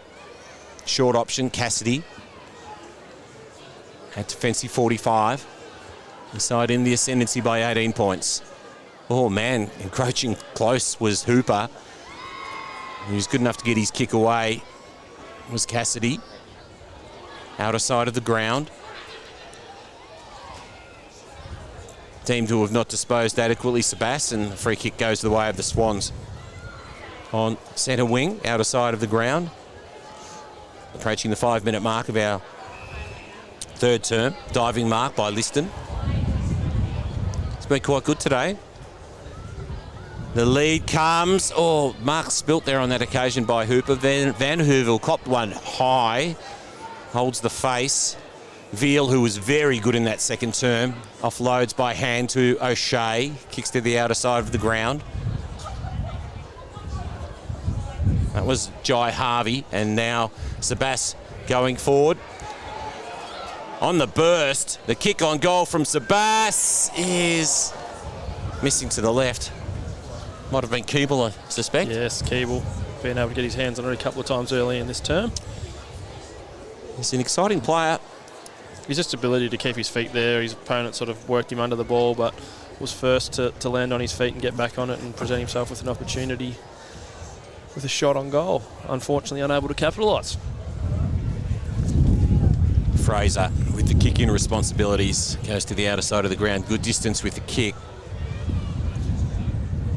Powling back inboard. Chain of handballs for the Swans, and they escape defensive 50. And just waiting and taking a good mark. This is Sebastopol using the corridor, just overcooking the kick. And they'll turn it over. Now sweeping up the corridor with the handball was swaying, and then his recipient sends it out wide. Kick towards half forward and on full stretch. This is Garner. Garner goes in the Gibson direction. He's sandwiched between a couple of Sebastopol defenders and carried over the line, and we'll have a boundary throw in some 45 metres around from the Swans' goal. Ballarat are really setting up well behind the ball, but it is impacting them when they are moving the ball forward. Sebastopol obviously got their numbers back. They're able to intercept mark or drop off in front of Gibson, Hooper, Van der Heuvel, and repel those entries. Real arm wrestle at the moment. Domick doing the ruck work for the Swans inside attacking 50. There's Banbury, Cassidy, Veal, who's been very good today for Sebastopol. Real good kick, the leap from Keeble, almost held it. Didn't quite. Forbes throws it on the boot. Running the same direction of the football. Taking a good mark is Bailey Medwall. Now, Medwall's got a fair bit of space in front of him. Goes in the Hutt direction. And Reece Perry did pretty well there on that occasion. Yeah, just locked Hutt up. Wasn't able to get a run and jump at it, given his height advantage. 20 points separate the two sides. 5-10 plays 3-2. So inaccuracy will be very interesting to see if it ever comes back to haunt Sebas today. This is Perry. Up and under kick. Really holds up in the breeze. Veal once again waiting at the back of the pack. Throws it on the left. Nice gather on the half volley by Keeble. Spills the handball out to the advantage of a teammate. Then waiting in the corridor was Medwall. Ball fisted away. Liston, little kick forward. Taken by True. Now an opportunity for Veal. Tries to back out of trouble. Hutt.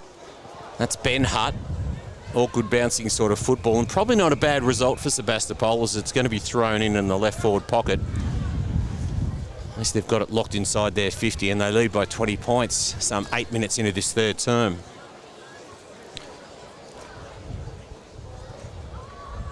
That's Hutt doing the ruck work inside.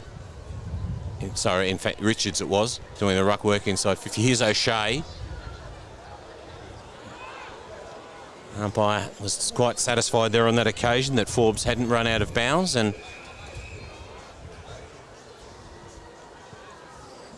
what have we decided? That is on the full. So players continuing to be drawn to that left forward pocket. It's a real dead pocket here at the City Oval. Swans. Maple combines with Perry. Perry uses the outer side of the ground. We see that again there. Sebas really well set up behind the ball. Yeah, Luke Kewell reading that one like a book. Here comes Sebas. with a long shot on goal and missing to the near side. 5-11-41. 21-point leaders over Ballarat 3-2-20.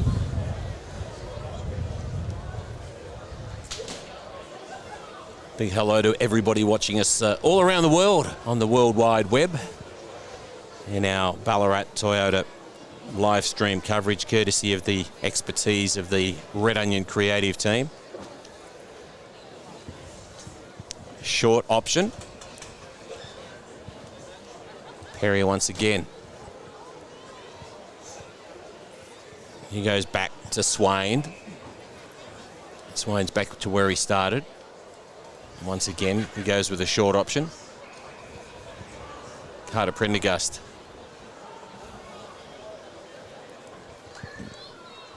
He uses the outer side of the ground. Sebas win it back, but dispossessed. And Domic takes possession and he's wrapped up. And we'll have another ball up between half forward and centre wing. Dummett in the action, bottom of the pack, which is pretty typical of him. He's a very rugged player. But a rare one for the team, and the ball over the boundary line once again.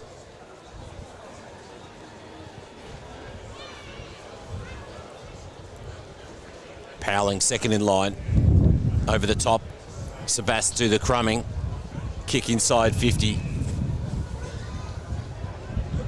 And it's Swain. Short option. Continuing to soak up a fair bit of time, Ballarat.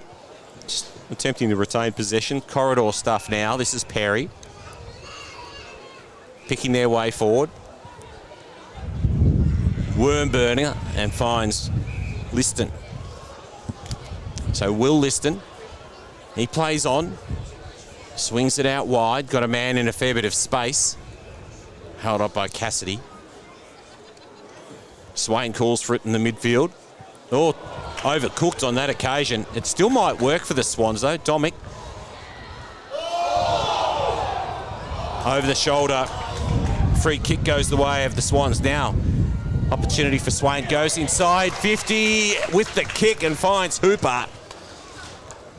It was probably what Ballarat needed at the time, is that take that little bit of a risk, similar to Collingwood, jam it through the corridor, let something unfold and not develop naturally. They have been very composed with the ball in their back half, unwilling to take risks, and they missed that target, but it has opened up and presented them with a shot at goal here. Andrew Hooper, he's a beautiful shot for goal typically. He comes in now, he sets sail for the big sticks and it's across the face, misses to the far side. It's the first score of the quarter for Ballarat. They move along to 3-3-21 and they trail by 20 points. Sebastopol 5-11-41. But with 12 and a half minutes gone and trailing by just 20 points, Ballarat probably won't be terribly alarmed. They'll be pretty happy with the way things have gone to this point in time because there's not been a great deal of damage done. Here's Keeble at half back. Goes long with the kick. Hutt spills a mark. Gave a little bit of a nudge there on that occasion. Perry. Sebastopol. Medwell was in the action. Numbers get back for the Swans. Perry has been quite prominent in this term. Opportunity for Chase Dummett. Gets around one, goes two, kicks the goal! Wow, out of the blue, Chase Dummett. What a cracking goal. And almost looked like he miskicked that one on that occasion, but had enough behind it that it actually bounced and went the journey and kicks exactly what Sebastopol are pursuing, and that is their first goal of the third term. They move along to 6-11-47, 26-point leaders over Ballarat 3-3-21. Again, it was Dummett's ability to absorb that pressure, not collapse in the tackle, withstand it, and then present himself with a shot at goal, and was able to capitalise on this occasion. So Dummett becomes the sixth individual goal kicker for Sebastopol. Ballarat will go forward. Here's Hooper. Gets the handball out to the advantage of Van der Heuvel. He swings onto the left. Awkward bouncing football for the defence of Sebastopol, but they do pretty well. Composed effort. Crone kicks to the outer side of the ground.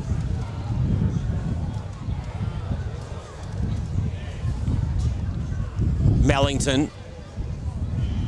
Van der Heuvel was the target. Does well at ground level for a big fella. Having their kick smothered there on that occasion, the Swans laying a tackle is Domick, deemed to be over the shoulder. 47 plays 21 as we approach the midway mark of the third term. Might not be a long quarter. We've only seen the one goal.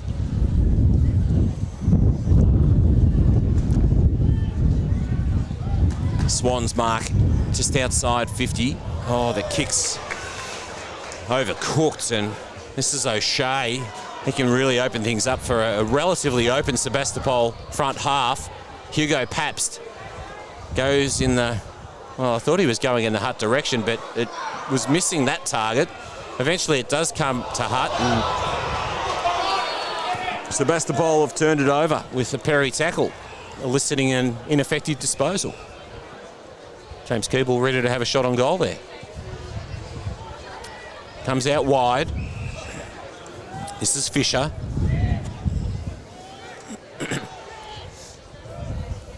Fisher with a bit of an up and under. Van der Heuvel stands tall, although can't hold the mark. Harvey has it on centre wing. Called to play on. Inside 50. Fisher got across, spilt the mark, but did well to grab it at ground level. A little casual in the approach there on that occasion. Opens the door for Lockie Cassidy. His shot on goal is true. Second goal of the quarter for Sebas. Cassidy joins the individual goal kickers, and the Boroughs move along to 7-11-53. Now 32-point leaders over Ballarat, 3-3-21. Sebas just appear to be covering the ground a lot better than Ballarat are, and able to capitalise. They've slowed Swans' ball movement down, and it was only a matter of time before they were able to force a turnover and convert. And it's got out to that sticky situation now. 5 goals. Ballarat are going to have to start take some more risks with the ball in hand. Yeah, it's starting to get a little worrying for the Swans right now. They haven't played like a team that's going to be able to boot 6 or 7 goals in the last quarter to win it. They've only booted through to this point of the game, so they really need to do something now. Pull a couple back. Cassidy with a real up and under. Sky-high stuff. Fisted away by Fisher. Now at ground level. Garner got it out to the advantage of a teammate. And a couple of the players just waited on that one to bounce out of bounds. A very casual approach. And ultimately it does go out of bounds. 7-11-53 Sebastopol lead Ballarat 3-3-21. 17 and a half minutes gone in the third quarter of our preliminary final. Powling. Cassidy is wrapped in the tackle and made a belated attempt to demonstrate to the umpire that he was actually trying to get it out. The umpire was quite accepting of that. Sebas go forward once again. Big fly. Ball sits for Pabst. Gathers, wheels around onto the right. He's got a man in space and he finds a target. Well, this is Adam Forbes. He kicked one. He might become the first Sebastopol multiple goal kicker. It's becoming a little bit easy for Sebas right at the moment. Yeah, Ballarat back half starting to unravel. Had options, 2-3 spare Sebas players in their forward 50. So Forbes will kick from just 30 metres out. He comes in now to the city end and he kicks truly. Sebas stretched the advantage out to 38 points. They edge along to 8-11-59, leading Ballarat 3-3-21.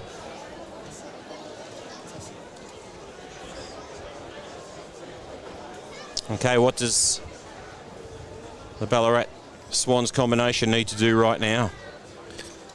Oh, look, I think they've got arguably their three best players playing deep forward, and over the course of the day, the ball hasn't lived down there long enough. You've got Gibson, Hooper and Van der Heuvel, and they've had no real impact on the game. Yes, they've kicked 2 of their 3 goals. But whether we have to swing, you'd have to swing a Van der Heuvel into the ruck, get him involved in the game, and either throw Hooper up around the footy for 5 or 10 minutes. Gibbo with a little bit of a niggle Is he worth pushing up centre-half forward, something like that? Yeah, possibly. And even makes the Sebastopol back line have to think something differently, move O'Keefe out from that last line where he's pretty comfortable. Well, they go forward again, Sebastopol. That was Keeble sending his team forward. The Swans working really hard to repel across the last line. The Swans might be able to escape now with a sweeping handball out wide, but once again misses its target. Fortunately, there's ample time for the Swans to progress to the commentary side of the ground. Dawson, Garner, kick towards half forward and the mark taken by Hooper. Hooper kicked to goal right on quarter time. Heads into the right pocket, bounces just inside the line, not quite connecting on that occasion, the Swans. And they trail by 38 points. 20 minutes into the third term. On occasion when Dawson come off half-back, he looked up and seen nothing but Sebast jumpers. It's maybe a matter of Ballarat having to even those numbers up ahead of the ball, give them an option to kick to. Prendergast, kick towards a hot spot, Gibson. And we're going to have another ball up right at the top of the square for the Ballarat Swans, deep in attack, really desperately needing to pull one or two back in the latter stages of this third term if they're going to have any chance to progress to next week's decider. Massive players around the football. Sebast happy to congest it. And we'll have another stoppage.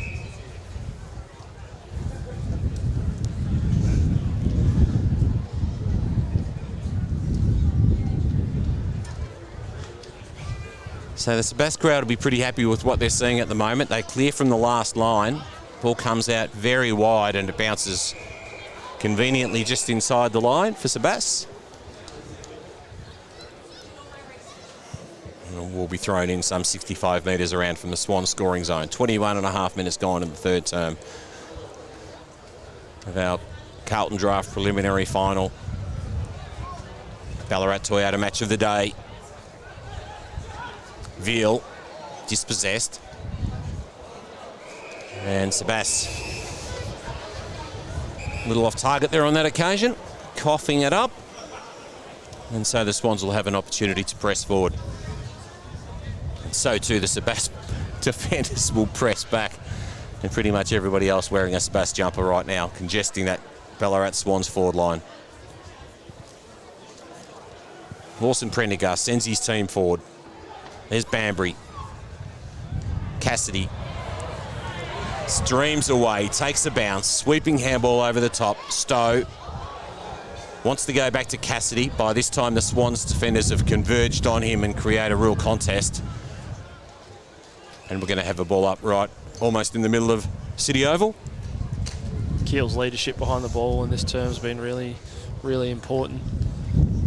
Provide a steady head and being able to get his hands on the ball on a number of occasions as well. He's a fine player, got a great reputation around town. Richards, Powling, Cassidy, quick hands. Throwing it on the boot was Medwell. Dangerous territory now for the Swans. Pabst was the target. Keeble. Now Sebast, kick towards the square. Oh, diving attempt at marking. That was really desperate sort of stuff there by Forbes. Now the Swans an opportunity to repel the defensive pressure inside 50. Taken by Forbes. Missed the target with the handball. Widgery.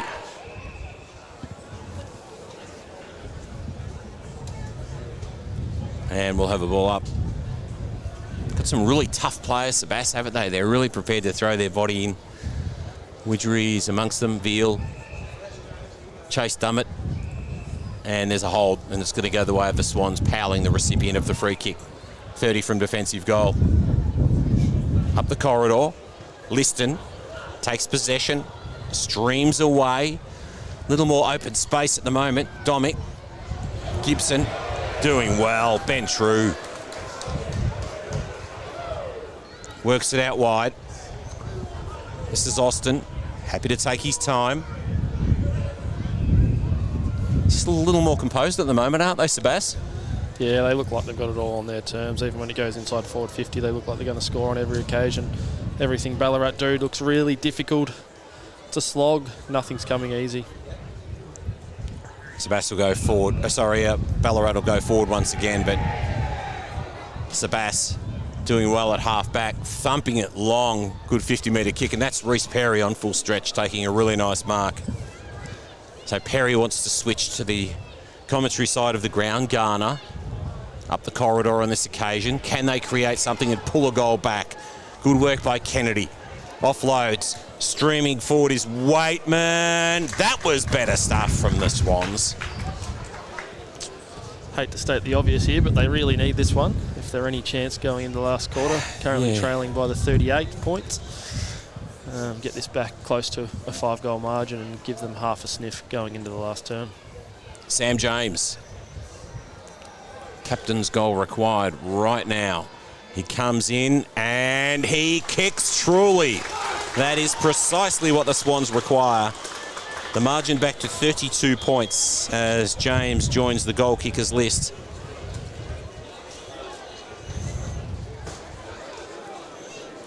Okay, so that was a little more system, wasn't it, from the Swans? Yeah, I think it was that attacking the corridor, overlap handball, that risk versus reward, and at this point in the game, and down by 5-6 goals, they really need to take those risks to try and claw back some momentum before we go into the final term. We haven't seen an enormous amount of that from either side today. That was good work by the Swans. And they've got the margin back to 32 points. They will kick with the aid of the breeze in this fourth and final quarter here at City Oval, but perhaps the damage isn't done yet for Sebastopol as Widgery pumps the ball long. Oh, the ball spills to the back of the pack, taken by Hugo Pabst. He's dispossessed of the football. Mellington sweeping across the last line, comes back into the corridor. Kennedy. Short option. Oh, that was really good desperate stuff by Sebas. Not able to quite haul it in. Waitman sends it forward into the path of James once again. Kicked a goal only moments ago. What can he do this time? Spills the handball out. Getting back to provide support is Dawson. Over the top to Van der Heuvel. Can they pinch a late one? Van der Heuvel, he's shot on goal, and he does.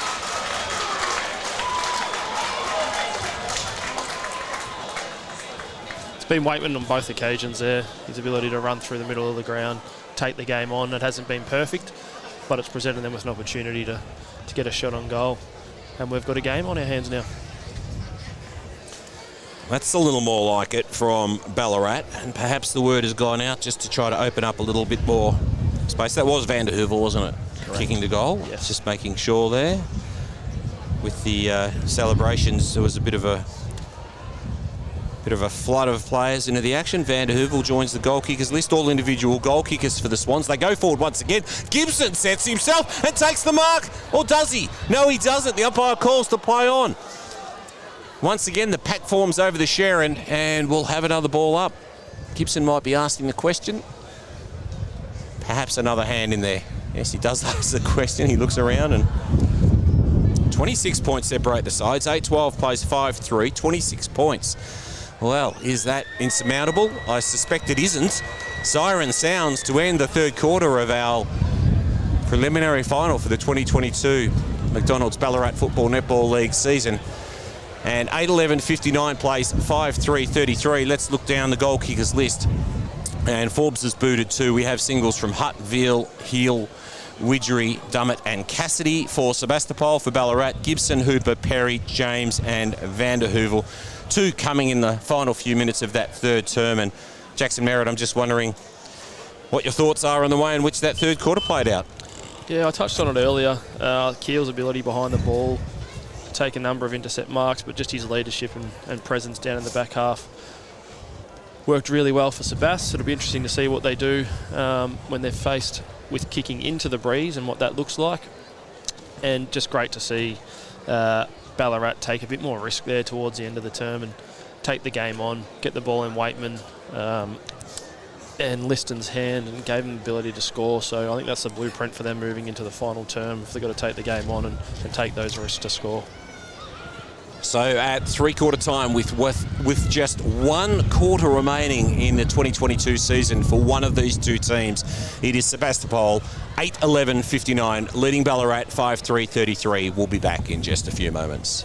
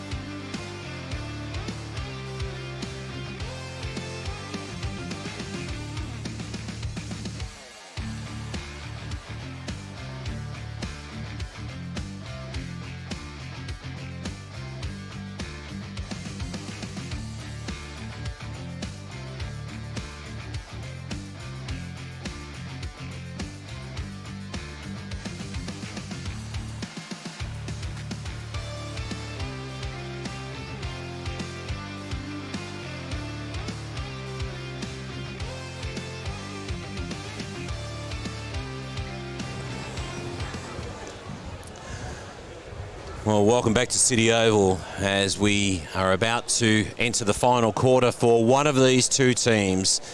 The preliminary final as part of the Carlton Draft Final Series in the McDonald's Ballarat Football Netball League for 2022. You're with Wes Cusworth, and Jackson Merritt has joined me. Of course, Jackson will be coaching East Point next year, taking over the reins there after, no doubt, what was a little disappointing the way it finished, but no doubt an enjoyable football season for you in 2022.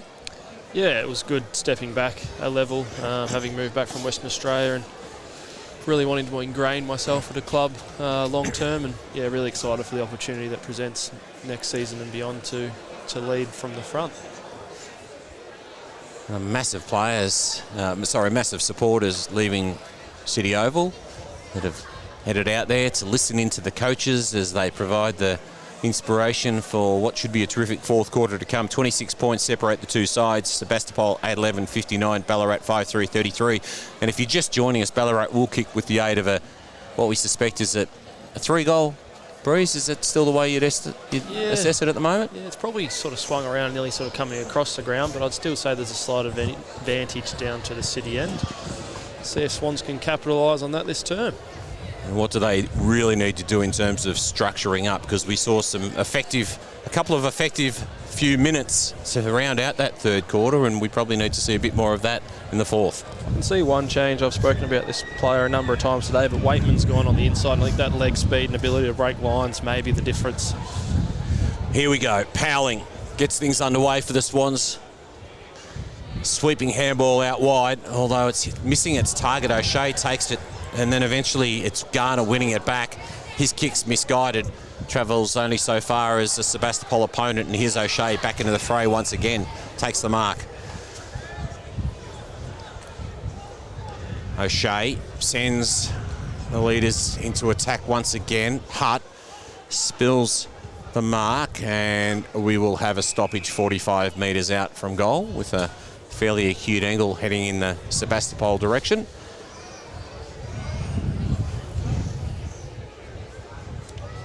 Dropped a couple of degrees in the last half hour too, I reckon, Jackson. Yes, it is very chilly. Standard Ballarat day. Cassidy swung as he tries to get a kick out. Sebastopol, they're going to win themselves a free kick.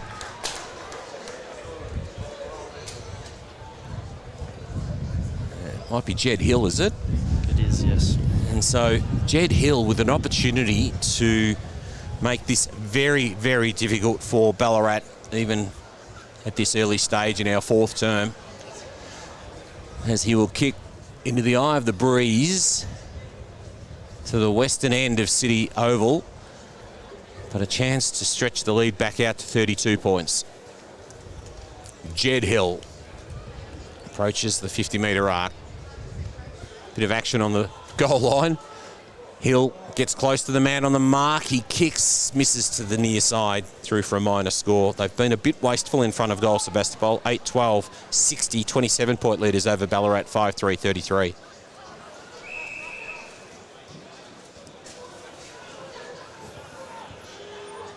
This is Sutton. Retreats with the kick. Happy to concede ground. They're going to structure up again. Fraser chooses to go out to the other side of the ground now. Finds his skipper, moves it on by foot. Ballarat use the outer wing. This is Waitman, back in board with the handball. Now the run, streaming forward is Prendergast. Kicks towards the hot spot. O'Shea drifts back with a fly to the footy. Good work by O'Keefe. Repelling. Swans a little bit too Sebast conscious there on that occasion. Let the ball get past. Keeble had to try to take it on the half volley. Trying to burst away. Wrapped up in the tackle. And we'll have a ball up 65 metres out from the Sebast goal. Powling, big leap.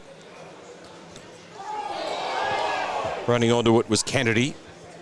They concede possession. Here's Sebast. Throwing it on the boot is Medwell. Keeble took it. It was touched. Called the play on. Turning it over. Quick kick forward. Now they're out. The Swans kick towards Hooper. Takes his mark.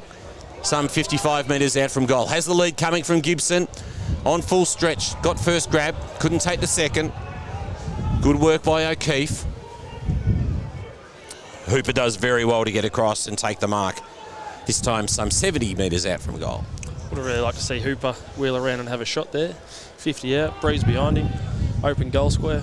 Well, he's got some distance with his kicks. There's no doubt about that. As demonstrated by that one, who Gibson marks at the back of the pack. Actually carried the 3 or 4 players at the front of the pack, and Gibson, waiting at the back, was able to take a chest mark. Pretty important goal from Gibson, who wants to go around the corner with this one on the left. And he kicks truly. A much-needed goal for Ballarat, and they have cut the margin back to 21 points. And that's precisely the way the Swans want to start, given that we're 4 minutes into this 4th term. Started with that ball movement in the back line, able to possess it, get some uncontested marks, and break and open the game up on the outside with an overlap handball back through the corridor to Prendergast, and he ran and bounced, and yes, they did turn it over there, but they got another look. They were set up well behind the ball and re-entry for a shot at goal. 21 points, 60 plays, 39. Sebas go forward once again. Running on, a nice gather. Medwall kick towards the square, but Perry in front takes the mark. Comes to the commentary side of the ground. They do need to move it on quickly. And now they're out. This is Garner. He can stream forward. Takes a bounce. Kicks long now. Goes to that pocket though. Oh, almost a mark taken. Running on is James. He can't escape the clutches of his Sebas opponent. And that is great desperate defence by Ben True. Oh, I thought James was just about out then. Here's True. Hugs the boundary. Keel.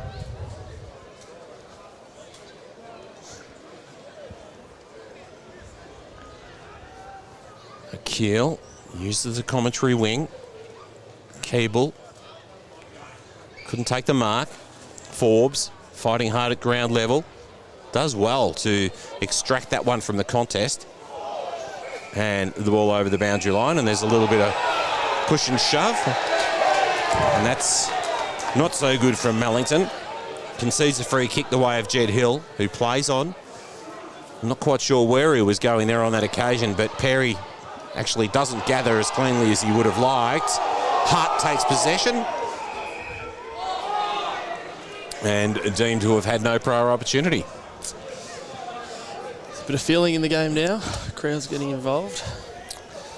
So much on the line as Melton sits and waits and watches. I know many of our Melton supporters will be watching on from home, maybe not have made the trek here today, knowing full well that the Red Onion creative team was going to provide coverage of today, and hopefully they're enjoying the spectacle. 8-12-60, plays 6-3-39, 21 points separate the two sides. Still plenty of time left. We're just ticking towards the 7-minute mark of our 4th and final term, as we'll have another ball up. Mean a great deal to Sebas, of course. This is just their 2nd final series, I believe, in the last 2 decades, which is quite extraordinary. Haven't won a flag since 75. Free kick way of the Swans.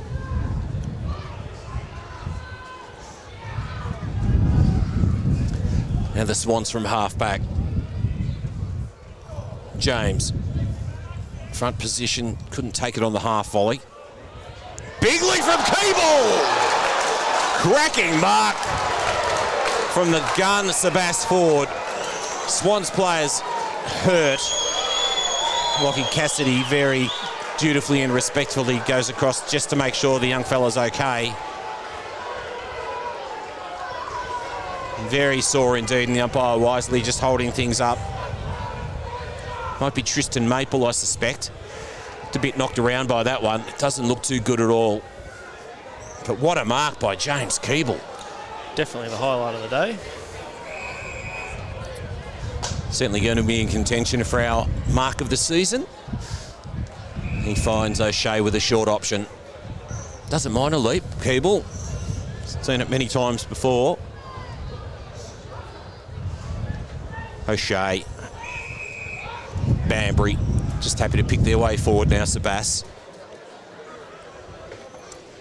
He likes to use his speed and he plays on and kicks long with penetration. Powling goes the fist. Quick kick away by the Swans. Fall so far as O'Shea. He's been pretty good today.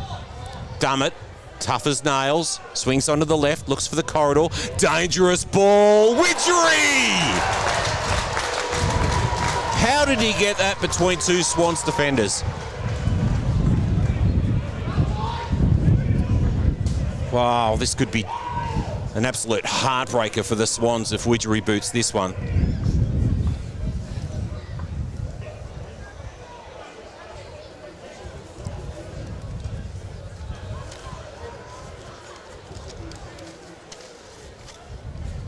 Sebas will certainly firm as a grand final opponent for Melton if Widgery's capable of kicking this. He's kicking into a bit of a breeze. He kicks on goal and he kicks truly. His teammates float the win now, and a great mark by Widgery is rewarded with his second goal of the game.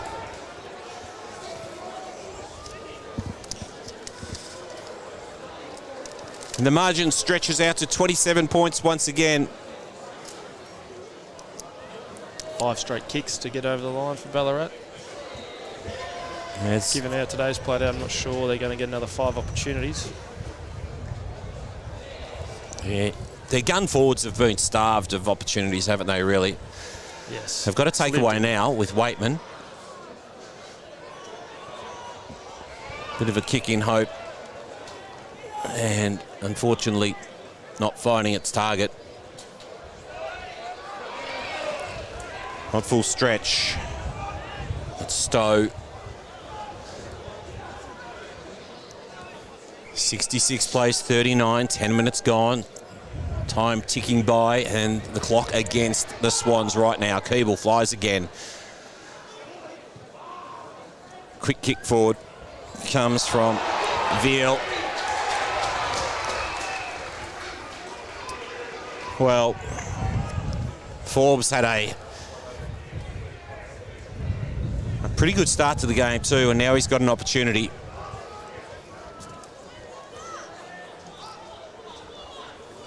Booted to Forbes, wants a short option.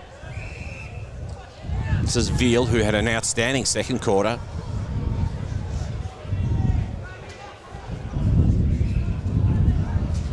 And he goes short as well to O'Shea. Happy to soak up a little bit of time, aren't they, Sebas? They are smart. Take some time out of it through that middle part of the quarter and really put it out of reach. Fighting hard is Forbes. In there was Fife. Now using the outer side of the ground. Sebas set up really well behind the ball here. They'll find it hard to get out. Well, Keeble. Here's Cassidy. Short option. And he finds the target. Called to play on. Kick on goal. It's across the face and through for a minor score. 28 points the lead. Sebastopol 67, Ballarat 39.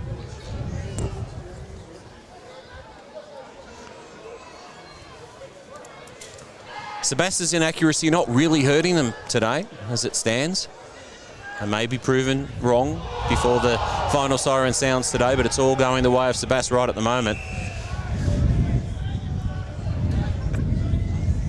9-13 plays 6-3.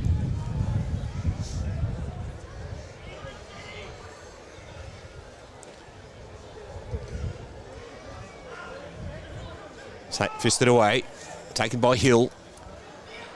Widgery at the bottom of the pack, sweeping handball from the Swans. Trying to escape was Kennedy. Got it off to Prendergast. Kick towards half forward. This is Keel. He's been really good today, hasn't he? He has, yes. This is Veal. He's been very good as well. Some of their more experienced players have really stepped up in the second half. Veal, Keel, Cassidy. And the mark taken by Stowe. As every moment ticks by, it's just getting that much tougher for the Swans. Forbes, who booted 2. This is beyond his reach. He's going to kick from 55. But he can certainly set it up. Kick towards the top of the square. Good positioning. Taken by Hutt. He's taken in the tackle by Perry. And we'll have a ball up 25 metres out from the Sebast goal. Hutt's one that's probably drifted out of the game in the second half, but others have chipped in and covered. Widgery with a snap-on goal. It's across the face, the big leap. Ball stays in. Oh, and then happy to look for the refuge of the line was Nick Swain. And the umpire was only a few metres away, but he was quite content that that was a legitimate attempt. Lucky. Yes, it looked a little obvious, didn't it, really? But the defender finding the refuge of the line. Powling, front position. Palms it down. Taken by Sebast. Little kick forward. Perry. Twist away. And once again, the ball to be thrown, and this time on the opposite side of the scoring zone. Sebastopol deep in attack, looking likely to play Melton in next week's grand final as they sit at 9-13 to Ballarat 6-3, midway through this fourth and final term.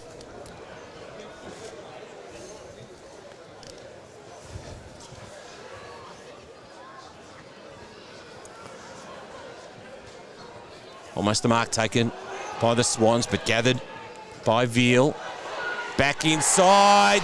Dummett. And the Sebast crowd becoming increasingly vocal, Jackson. Yes, halfway through the final term, I think it's all but over. Ballarat supporters are very, very quiet. Chase Dummett.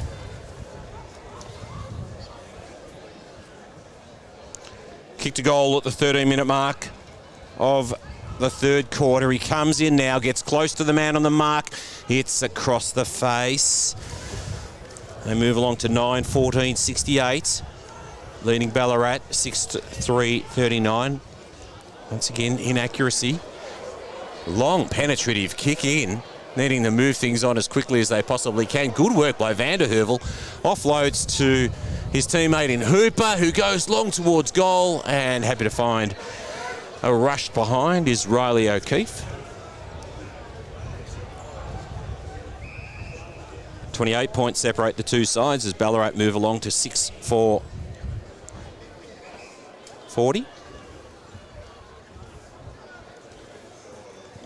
Sebast 9-14-68. Streaming forward now, the Swans. A kick on goal. They've pulled one back.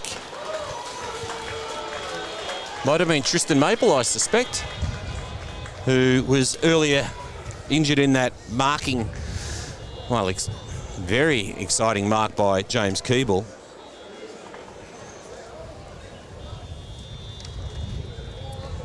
(9-14-68) plays 7-4-46. 22 points separate the two teams. And just wondering if, with 16.5 minutes gone, there is enough time left for Ballarat to do something here. They would need to get another couple of quick ones. And yeah, just they can't afford to muck around. There's no question of that. They have it in their attacking 50. James over to Hooper. Hooper on the left. Kicks towards Gibson, who takes the mark. And will play on and kick the goal. So all of a sudden, we are back to a 16-point game as goals come within the space of just a couple of minutes through Maple and Gibson. Yeah, it's just the ability to get it forward from stoppage there. Domick, who's had a relatively quiet day, they've moved him into the midfield, got the clearance, got it forward. Nothing pretty about it, but we're able to scrap it, and Gibson just out wrestling his opponent on the last line and converted. So just as we were talking up the fact that the game was pretty much done and dusted, here we are, 17.5 minutes in, Sebastopol lead by 16 points. The Swans kicking with the aid of the breeze. And some desperate gesticulation by Lockie Cassidy. I think just encouraging maybe a couple of his teammates to move into the contest. Dummett couldn't quite hit the target. Here's James, who'll send his side forward once again. It's a long kick. The defender goes to ground and 3-4 are behind. So Sebastopol reset as Ballarat move along to 8-5-53. Sebastopol 9-14-68.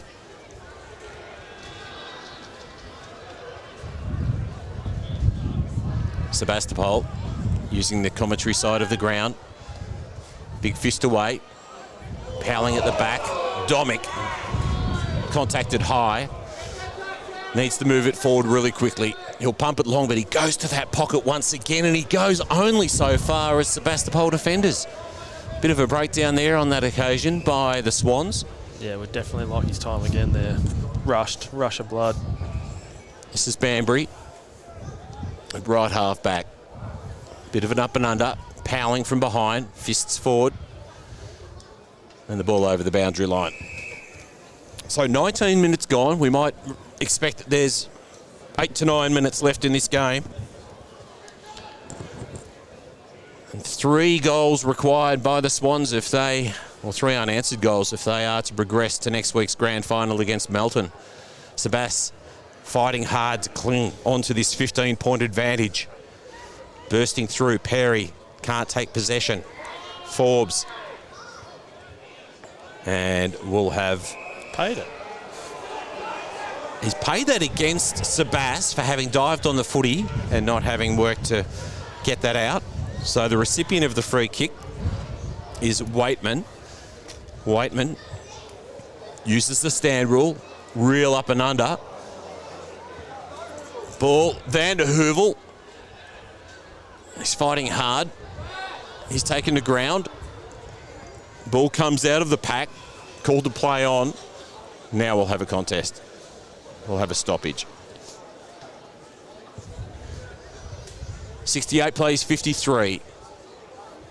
Sebas fighting hard on the last line. Liston's in there. Bit of a no-look handball. Taken by Sebas. They're taken in the tackle. Sebas will be just looking to throw numbers around this, turn it into a scrap. Bit like what we saw of, I suppose, the Darley effort against East Point a few weeks ago, and just to lock it down and stoppage after stoppage. Sorry, not meaning to rub that one in. Yeah, they did well. Took time off the clock. Would have had 15, 20 stoppages in a row. Yes, I've heard all about the umpire's heart rate at that particular time. He was able to share with us the measurements, which were soaring with all the pressure that was mounting. Here's Gibson. He's moved himself into the ruck contest right now. Trying to burst through was Mellington. Free kick. It's gone the way of Sebas. This is Luke Keel, who's been really composed today. He's been the quarterback today, hasn't he? Yeah, most certainly, especially in the second half. Chase Dummett. Ballarat really need to number off here, and Sebas just going to look to take time out of the game. Force him to kick long down the line. Sebas do go along the line. Perry sets himself. Sutton was in there. And once again, a stoppage. After those 2 quick goals, Sebas have done really well to wrestle the momentum back. Here, Lockett Cassidy certainly gives plenty of directions on the field. He's a fantastic on-field leader. Here's Domick. Oh, he does get the handball out just in time. That's good defensive work. Just putting his body on the line there by Keel. He's been very impressive today. He's been one of the key differences, hasn't he, for Sebas? Yeah, I think he's been their standout contributor across the field for the 4 quarters, along with probably Veal and Cassidy. So 15 points separate the 2 sides. No one gets to the contest. As Cassidy tries to burst through. Powling at ground level. Cassidy takes possession. One way, then the other. Sweeping handball. Only so far as Widgery. He's wrapped up in the tackle. Stolen away by Liston. Liston with a quick kick forward and hits the Sebastopol defender. And now Keel. He'll take his time. Waitman really pushed the boundaries of giving away a 50 there on that occasion as he tried to close it on the mark. Up and under from Keel. Powling fists it away again. James overruns the footy. There's Keeble. He's happy to find the refuge of the boundary line. And with 23 minutes gone, Sebastopol clinging to this 15-point advantage after Ballarat kicked a couple of goals in the space of 2 minutes. Powling front position. Domek, is he away? I think he might have been grabbed by the leg. He is. Now he's away. Now he's going to be asked to go back behind the mark. And that just gives Sebas a couple of moments. Veer looks to have hurt his hand, but Domek now runs around onto the right, goes very long. The big leap from Van der Heuvel. Fisted away by Sebas, taken by Banbury. Kicks and clears, and that's a really awkward bounce for Powling. Cable, head over the football as always. Releases a teammate. Now they're out. This is Hutt. Oh no, couldn't get away with it. Streaming forward with the kick is Swain. Now Dawson. Dawson to the hot spot. Gibson sets himself. Sebas get numbers back. There's Hooper. Couldn't capture the footy. Again, the last few entries from Ballarat, they've really rushed a blood, kick it in there quickly, not be patient, and find that free. They've just dumped it on Gibson, Van der Heuvel's heads. Easy to defend for Sebas. And often being drawn to that pocket too, which is proving pretty fruitless for them today. And the ball over the boundary line again. 68 plays 53, 24, almost 25 minutes gone in our preliminary final. Melton's opponent still not quite clear, albeit and it's looking like it might be the Boroughs entering a grand final. Kick comes from Austin. Gathered by Garner. Once again, heads to that pocket.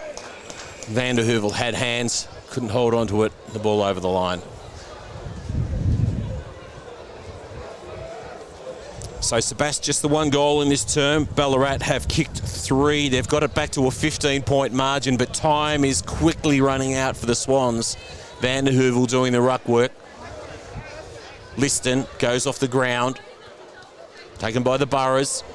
A little too heavily weighted on that occasion. And on the full. Chance for Nick Swain. Swain, a left footer, heads towards the hot spot on this occasion, but the Sebas numbers and the Sebas resilience inside defensive 50's been enormous, hasn't it? Yeah, that was kill again on that occasion. It's been outstanding. This is Austin. Looks for the Cassidy lead and overcooks the kick. This is Maple. Comes in board to Domek. So Domek, just beyond his range, one would imagine. He looked to that pocket again, but that would prove futile. This time he might actually find a target. It caught the outside of the boot. Wasn't really heading in the direction that he intended, but the mark taken nonetheless. And this is Carter Prendergast. He sets sail for goal, and he kicks truly. Well, it's a 9-point game. 26 and a half minutes into the fourth quarter of our preliminary final for 2022. And have Ballarat still got any hope at all with just a few minutes remaining in the contest? Time quickly getting away from them. Prendergast knew that he needed to move on that one pretty quickly. Sebastopol started to drop numbers behind the ball here. Back in the middle of City Oval, Powling releases Liston by hand. The Swans will go forward once again. Awkward bouncing football, trying to fist the ball over the back. Sebastopol have got numbers. Here's Hugo Pabst, fairly quiet upon his return game. We know he's a very capable player. Dummett releases a teammate by hand. Banbury, front position, ball to ground. O'Shea wanted to go off the ground. 9-14 plays, 9-5, and an inaccurate Sebastopol lead by those 9 points. Ball thrown in, Powling, Richards. Fisted away by Powling once again. Domek, who's really come into the game as it's continued to go. That was an interesting looking handball, and in fact the umpire agreed with me that it wasn't legitimate. And Sebastopol will be the recipients of the free kick at half back. Melton lay in wait for one of these sides. Who will it be? Nice long kick. Keeble! Great mark once again.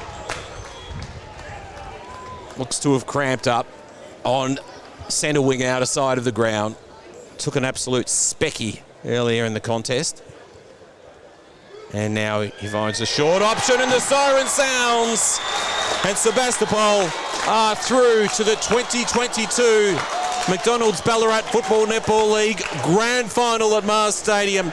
They will play the Melton Bloods after having defeated Ballarat 9-14-68 to 9-5-59. The Boroughs still in hot pursuit of their first grand final since 1975's victory, and they will have an opportunity against Melton next week. Jackson Merritt, how do you see it? Yeah, I think Melton probably go into the game firm favourites. But as I mentioned at the start of the coverage, that funny things happen in finals, and it's anyone's game on the day. And I think if Sebas can nullify Melton's outside game through Borg, then that goes a long way to winning the game and nullifying the two Carters up forward. They've kicked a large portion of their goals, along with Knight. I think they make up somewhere around the 8 or 9 of their 15 goals a game. So if you shut them 3 out, you're a fair chance of winning. So Sebas obviously got away to the early advantage today. They led by 19 points at quarter time, and it was their defensive work really in that second quarter that I sense really set up today's victory. Yeah, the second quarter definitely won the game. Their ability to, the inability for Ballarat to score with the breeze, given it was so prominent in that second quarter, and I think they kept Ballarat to 2 goals or something. Really shored up things at half time, and they just weren't able to claw back in the second half.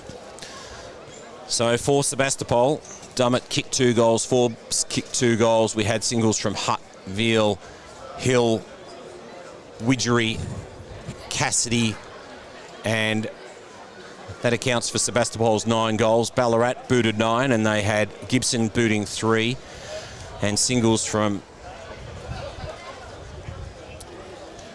Hooper, Perry, James, Vanderhoovel, Maple and Prendergast. So looking down the respective lineups, let's consider for Sebastopol firstly, who were your better players? I think Keel was a standout performer on the ground for over the 4 quarters, especially in the second half. His ability to put himself in good positions, his leadership, and his ball use, and just a steady head in that back half. I thought Veal's ability around the ball, his clearance work, especially in the third quarter where he started that quite hot and had 5 or 6 possessions in the first 5 minutes. Cassidy over the course of the day, and probably came into the game more in that second half when Liston moved away from him. Hutt's first half I thought was really good. He had the measure over Vanderhoovel. And then for Ballarat, I thought Waitman's performance was quite solid. And Gibson up forward, yes, probably didn't have a heap of it, but he was a presence and come away with 3 goals. And Garner, I thought his run and flare really brought something to the game. So from a playing perspective, would you be happier to be heading into a grand final coming off a week's rest or having played the previous week? Well, look, I'd love to be in the position where we've had a week's rest and blokes been able to freshen up and we're going in fully fit, but at the same time you have that momentum and that feeling we can hear in the rooms now. Sebas walking into their change rooms and their supporters up and about. Momentum sometimes in footy is a good thing to have on your side. So I didn't really answer that question, sorry Wes, but I just like to be in the situation where I'm playing in a grand final. No, I think that's a balanced answer because there's obviously merits in both. And as you allude to, the fact is that the Sebas supporters are certainly gleefully greeting their players as they make their way into the change rooms now, and they're about to pump out the song. As I made mention, it was Sebastopol leading by 19 points at quarter time. They led by 18 points after a very even second quarter. By 3/4 time, they led by 26 points and got it out to as much as 29 points midway through that 4th and final term, and a really late charge from Ballarat with 3 goals across the course of the last 8 minutes or thereabouts, and the Swans got it back to 9 points, but ultimately it was Sebastopol winning their way through to the 2022 grand final. Sebastopol 9-14-68, Ballarat 9-5-59. Thank you so much, Jackson Merritt. I hope you've appreciated and enjoyed what we've witnessed today, and I hope it's been a positive experience for you. Thanks very much for having me. It's been great. Jackson Merritt providing special comments for us today. Of course, he will be heading up the charge with the Roos at the Eastern Oval next year, taking over from Jake Bridges, and we look forward to what he will bring, and no doubt our opportunity to catch up with him across the course of season 2023 and beyond. To Caleb Ludlow, who's provided his technical expertise today and also the fantastic camera work on behalf of Red Onion Creative. We hope you've enjoyed our McDonald's Ballarat Football Netball League preliminary final for 2022, the Ballarat Toyota Match of the Day. I'm Wes Cusworth saying farewell, and join us again next week for the season decider.